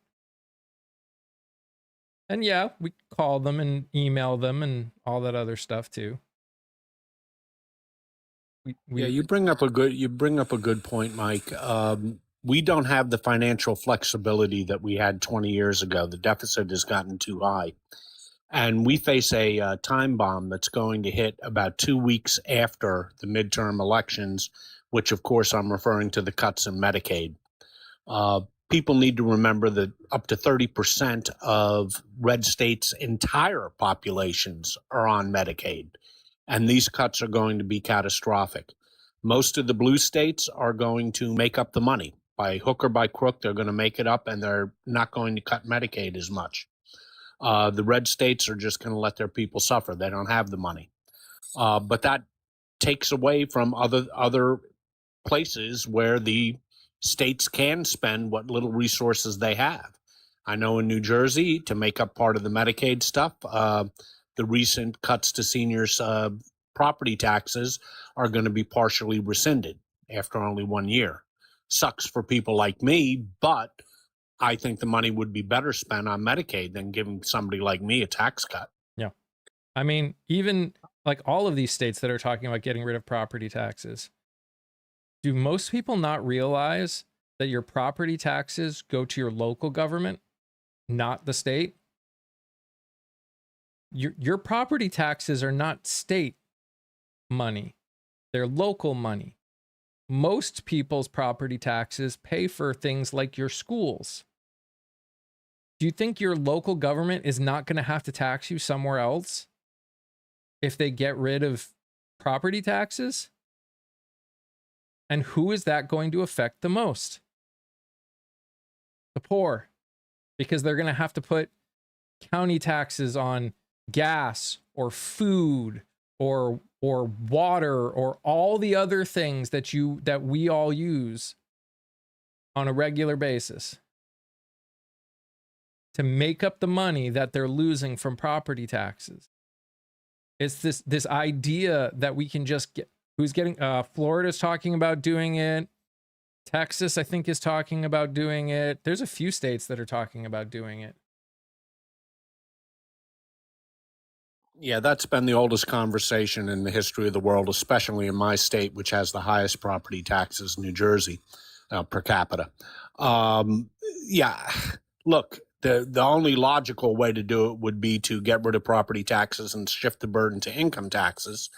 But that comes with its own set of problems. Bottom line is there's no free lunch. And you're quite right. Property taxes in my state, about 55% of what you spend on your property taxes go to schools. And if you're going to get rid of property taxes, I would tend to think that if the burden is shifted to income taxes, that in the end, the schools are going to take it on the head. They're going to be the ones facing the cuts. And I'm not in favor of that. I'd rather, it costs a lot of money. I don't like spending it, but it's going to schools, and that's an important state function. Yep. I think people don't realize that a lot of what local governments use to fund everything is property taxes.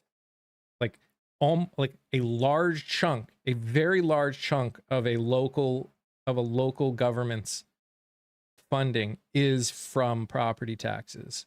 There are very few other things that local governments tax.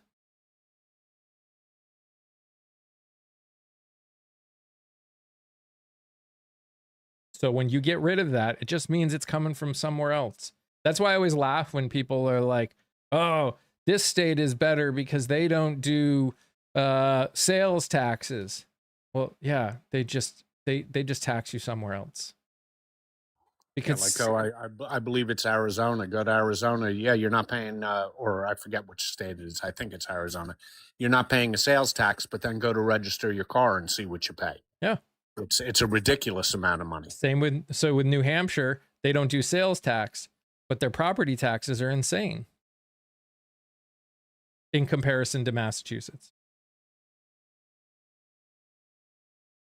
Because that's how they make up the money. Every state makes up the money in some way because it still costs money to do things. You still have trash, recycling, roads, schools, hospitals, all the things that states put funding into. It's got to, and local governments put money into. It still has to come from somewhere. Or updating our power grid, which, by the way, I'll be very interested to see what happens because I'm nervous about what people are saying when it comes to the electrical grids when all of these data centers go online. Our power grid stinks to begin with, and now we're going to add a lot more to it. That's a prescription for trouble.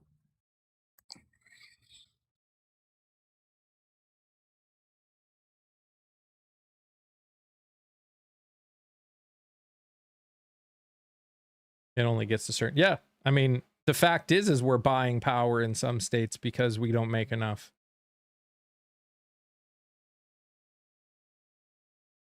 And places like Texas are going to feel it the worst because they're not even part of the national grid.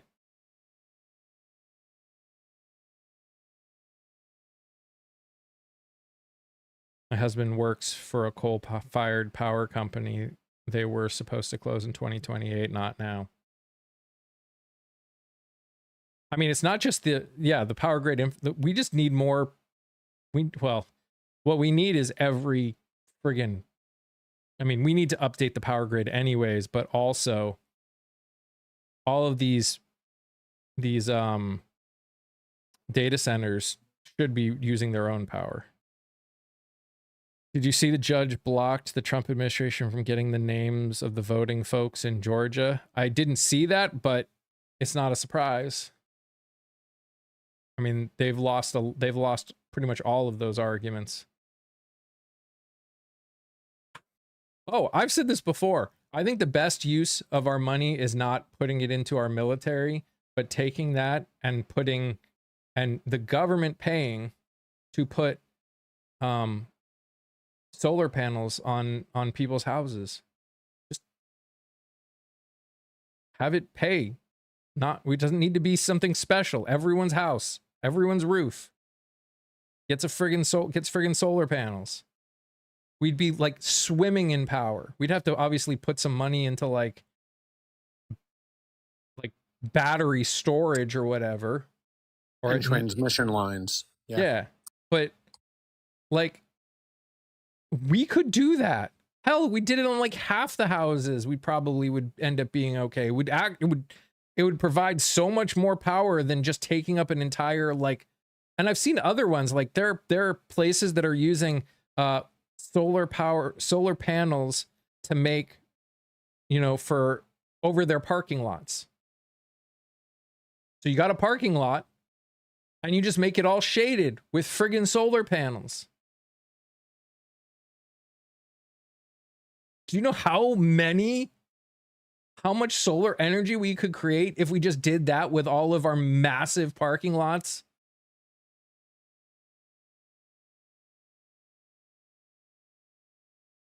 But we don't want to think that way. We'd rather put our money into our friggin' $1.5 trillion military.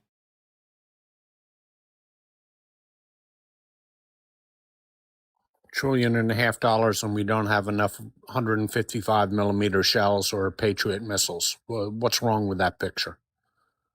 Well, we don't have the industrial capacity to build it. Then stop building so many Abrams tanks that we don't even use. To be fair, Jazz, they call anything that we say we want to do, whether it's the government helping or not, socialism at this point. So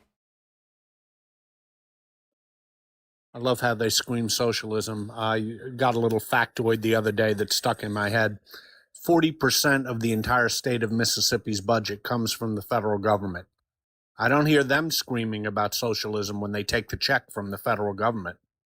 Don't hear them screaming about socialism then. silver is too high, needs to be the 23 and to be worth solar. So here's the thing, and this is the part that people don't get.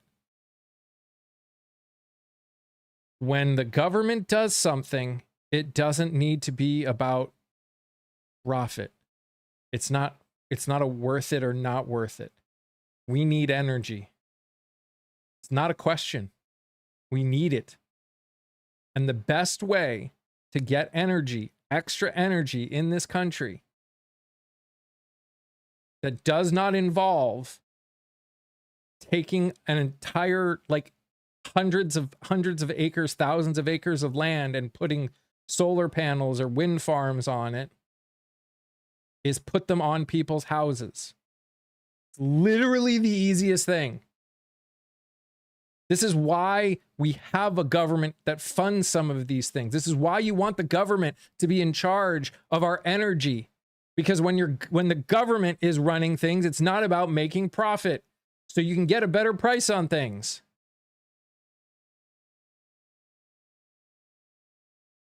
It's not too expensive. It's only expensive if we're paying for it. Like, we as in personally, our household. If the taxes go into paying for it, they can do it a lot. They take $500 billion from our Department of Defense and put it into putting solar panels on people's houses every year.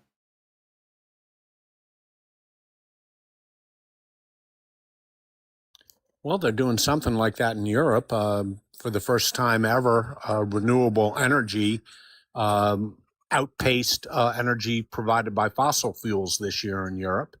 They're now producing about 49% of their total energy by renewables. And in the United States, that number is only 25%. So, but the energy companies don't want that to happen, because right now the way it's set up is if your solar panels provide more energy than you've used and it goes into the system, you get money back. But they don't want that, which again is why having whether it's state or federal controlling things like energy is a good thing. Necessities. Having the government control those kind of necessities is good. It's why I'm okay with the idea of a government-owned supermarket, especially for necessities.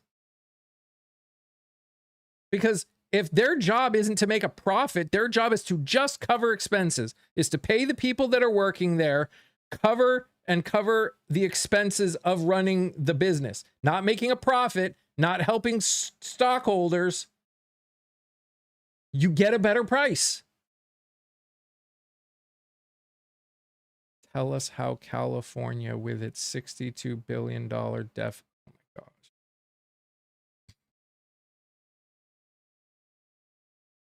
Do you understand how much money goes through California in a year? Do you understand what the budget, what the GDP for California is in a year?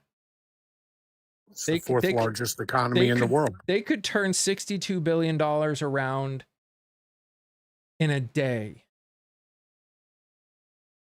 The GDP of California is the fourth largest in the world. $62 billion is a drop in the hat for a state as large as California. I know you hear $62 billion and you're like, oh my gosh. They could flip that around in a second. Now, are they struggling because of things like climate change and a bunch of other stuff? Sure. Absolutely. They're struggling. No argument. Are they perfect? Absolutely not. Do I have issues with some of the choices they made? Abso-frickin-lutely. But don't sit here and pretend that $62 billion is something insane for a state as big as California.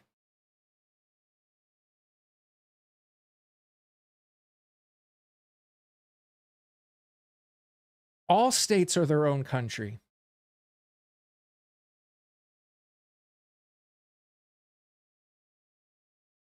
Do you know why their $62 billion deficit exists? Why? You're just looking at a number. What are the specific reasons? What caused it?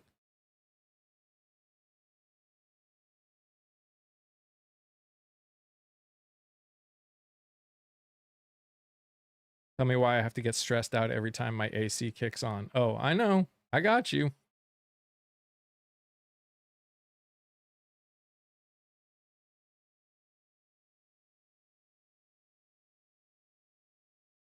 Well, no. California has gone from having a surplus to a deficit many times.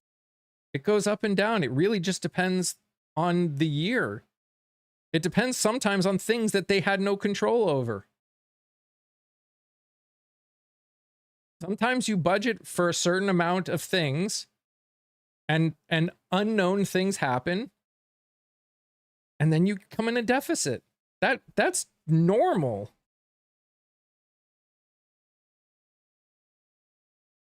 And again, that's not to just get rid of accountability for them. That's why I say, why did it happen? What things happened that caused this? And maybe some of those things that happened were the fault of the government in California. Absolutely could have been. But to just come in and say, "Bleh," as a just hard say, oh, they've got a $62 billion deficit. Tell me how they're doing good when their budget is.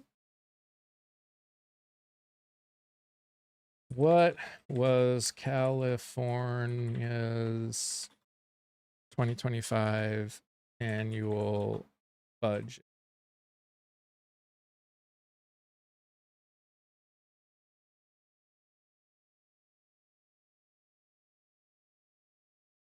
So their annual budget is $318 billion.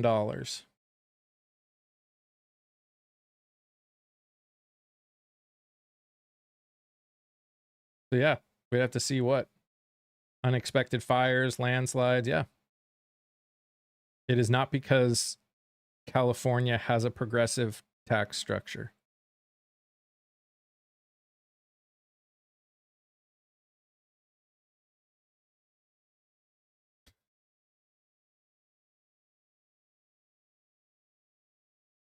It absolutely is not.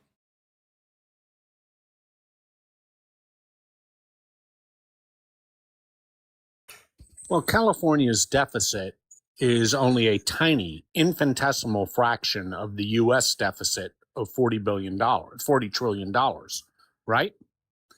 And yet California produces 14% of the entire country's GDP. So if you look at it in that regard, California's percentage of our economy, their debt is actually much smaller than the country's as a whole in percentage wise.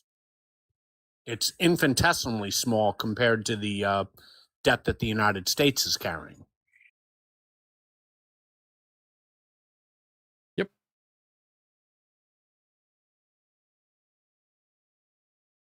Again, Exactly, Haywood. they make their budgets. FYI, 68 billion is 1/5 of the 300 something annual budget. Okay. But why did it happen? Saying because it's the progressive tax structure is bullshit. They made a budget. Why did they go over?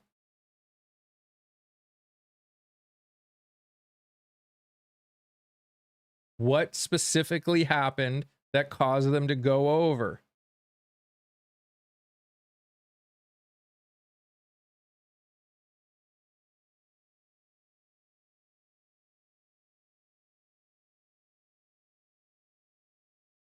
Oh my gosh.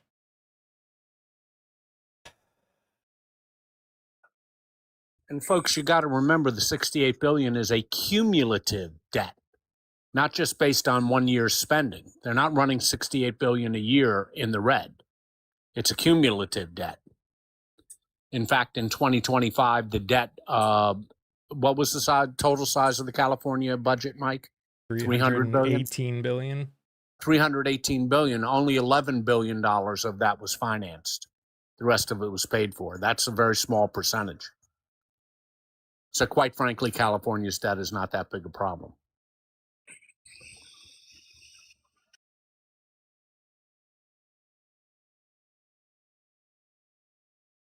Well, yeah, they had some massive fires. They're dealing with fires. Wildfires are a huge problem in the West, especially right now. Everywhere, Utah, Idaho, everywhere.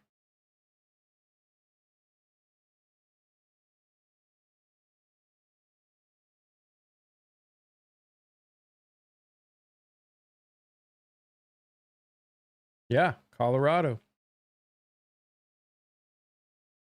I mean, what is it? The major, they're dealing with a potential massive energy shortage because the Hoover Dam, the water is almost so low that it won't run the power. Like the power plant in the Hoover Dam is almost to the point of not running anymore.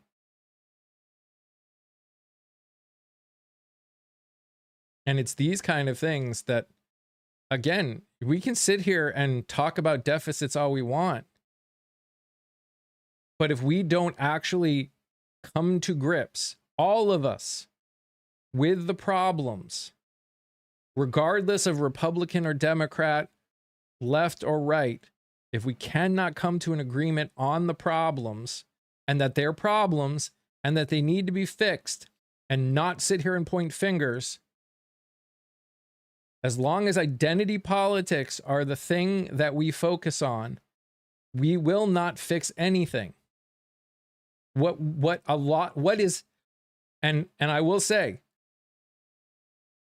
while all sides do point fingers at times, I have, at least in my experience, a majority of the people that have been unwilling to get out of an identity politics situation tend to associate with the Republican Party. Doesn't mean all of them, but we've got to agree. That's why I don't like it when people say, but this person, but that person. Because it doesn't matter. You either think it's a problem or not. You either think SA and grape is a problem or you don't. Don't pearl clutch. If you're a Republican, don't pearl clutch about Graham Plattner when you voted someone in office who did the same thing. It's either okay or it's not.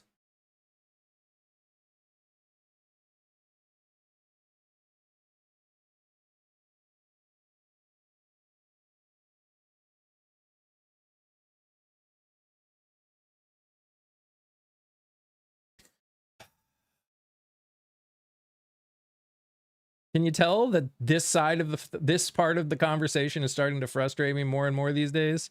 It's like we can talk about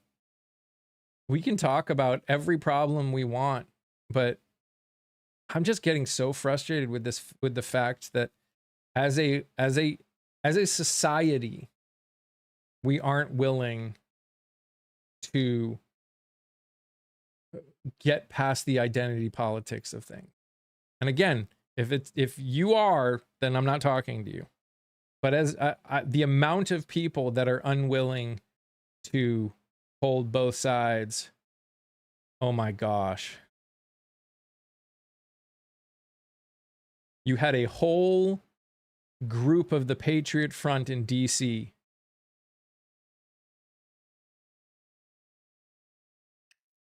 Yeah, and the Patriot Front and the Proud Boys, I doubt that they voted for Vice President Harris. If your only basis is a tattoo, then you aren't living in the real world. Was that a problem? Yes, and we talked about it being a problem on this channel. In the end, I don't live in Maine and I don't get a choice. But we talked about it being a problem. Every problem that has come up from him, we've talked about it being a problem.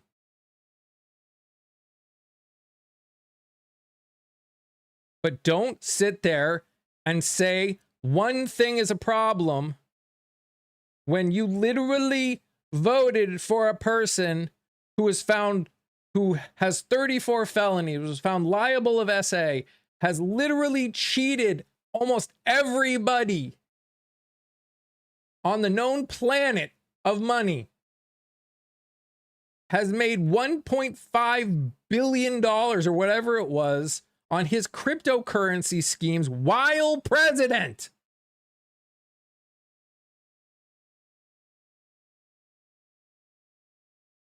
It's either all wrong or you're opening the floodgates for it being okay for everyone.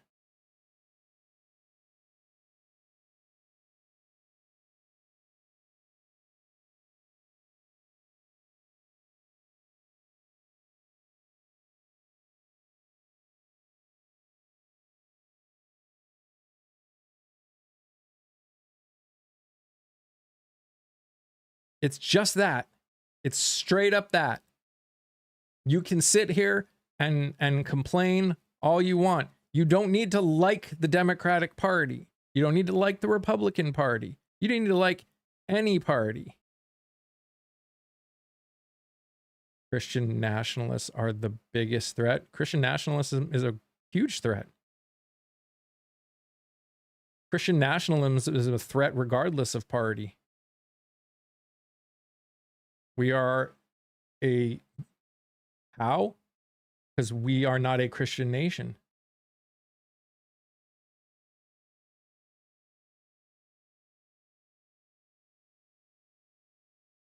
No, we are not. Never have been, never will be. We are a society with freedom of and from religion. Cuz I would point you out to the Establishment Clause of the United States Constitution. Jesus Christ. You should have learned that by the 8th grade. We are not. Nor have we ever been, nor should we ever be. Where did you learn that, cuz? At church, where probably. Where did you learn that? From his Christian nationalist friends. It's exactly incorrect. It is 100% incorrect. Again, read the Constitution, which I doubt you have. Roger, this is not about Democrats or Republicans. This is about what we think is wrong. You talking about California Dems doing something that in your mind is protecting SA when you probably voted, if you are consider yourself a Republican, when people voted for someone who was found liable of SA for president, you guys opened the door.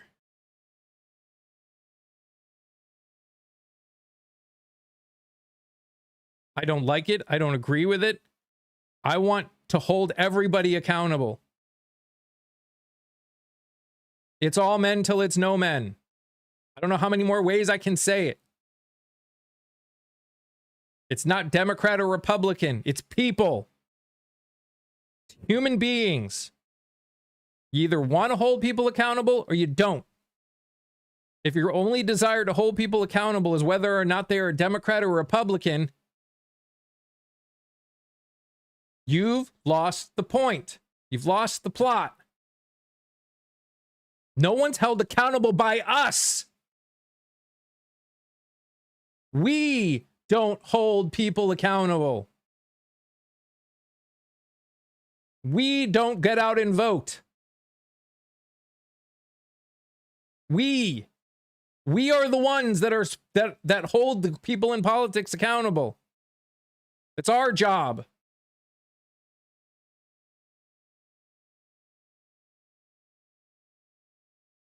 We've allowed billionaires to exist and trillionaires with our vote.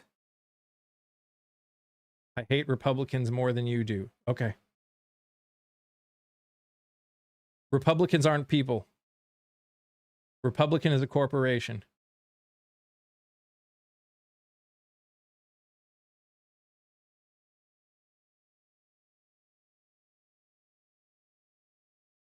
That's an identity politics thing again. Is there merit to AIPAC pushing the Plattner story? Is there merit to it? Could be. It's completely plausible in 2026. The fact is there is enough bad things in Plattner's history that he probably needs to step down. That he is not the kind of candidate we want or need in America right now.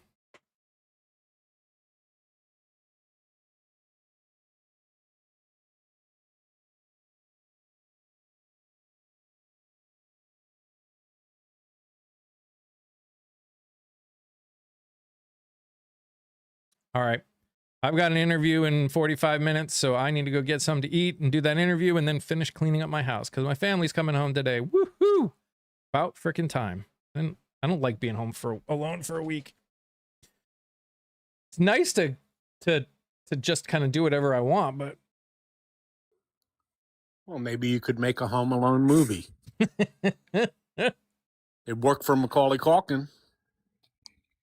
As an indie, I can't have a voice. Of course you can have a voice. I have a voice. I'm an indie.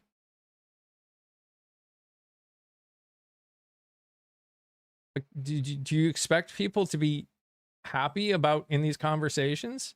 Not according to some on here. They disagree with you vehemently. Are you not okay with? I get called everything under the sun for my opinions on things as an independent. These are people's lives we're talking about. This is emotional stuff. They dislike your opinion a lot. If you couldn't have a voice, then you wouldn't be able to talk. Like I wouldn't let you talk.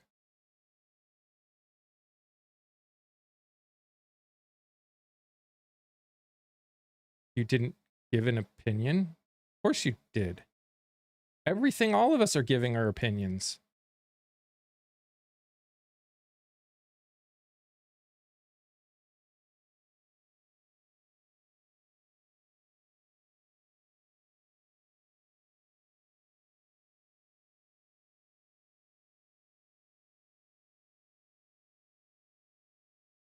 Anyways, I don't have time for this. Guys, thank you so much for the likes, the shares, and the gifts. I will see you all tomorrow morning, or we'll see what other craziness goes on. Remember that conversations are difficult, are hard. There's a lot of emotion that's involved in what we're talking about. When we're talking with people, we need to remember that as well. Part of having a conversation is, to some extent at least, understanding and believing that you don't know everything and could be wrong. It's just that is part of it. Which is why I try never to say absolutes on anything. Unless I'm talking about my specific, like, this is my non-negotiable. So this is not easy stuff we're trying to do, which is why we don't get a ton of people on here doing it. But I appreciate all of you that are willing to come on and talk about these things that aren't easy all the time. We'll see what happens with the war. We'll see what happens with Plattner. We'll see what happens with all of the other things. But I'll talk to you tomorrow. I hope you guys have an amazing rest of your day. You guys are amazing just the way you are. I love you all very much. Stay safe, stay healthy. Remember to sing, laugh, dance, smile. Do something that makes you happy. Bye, guys.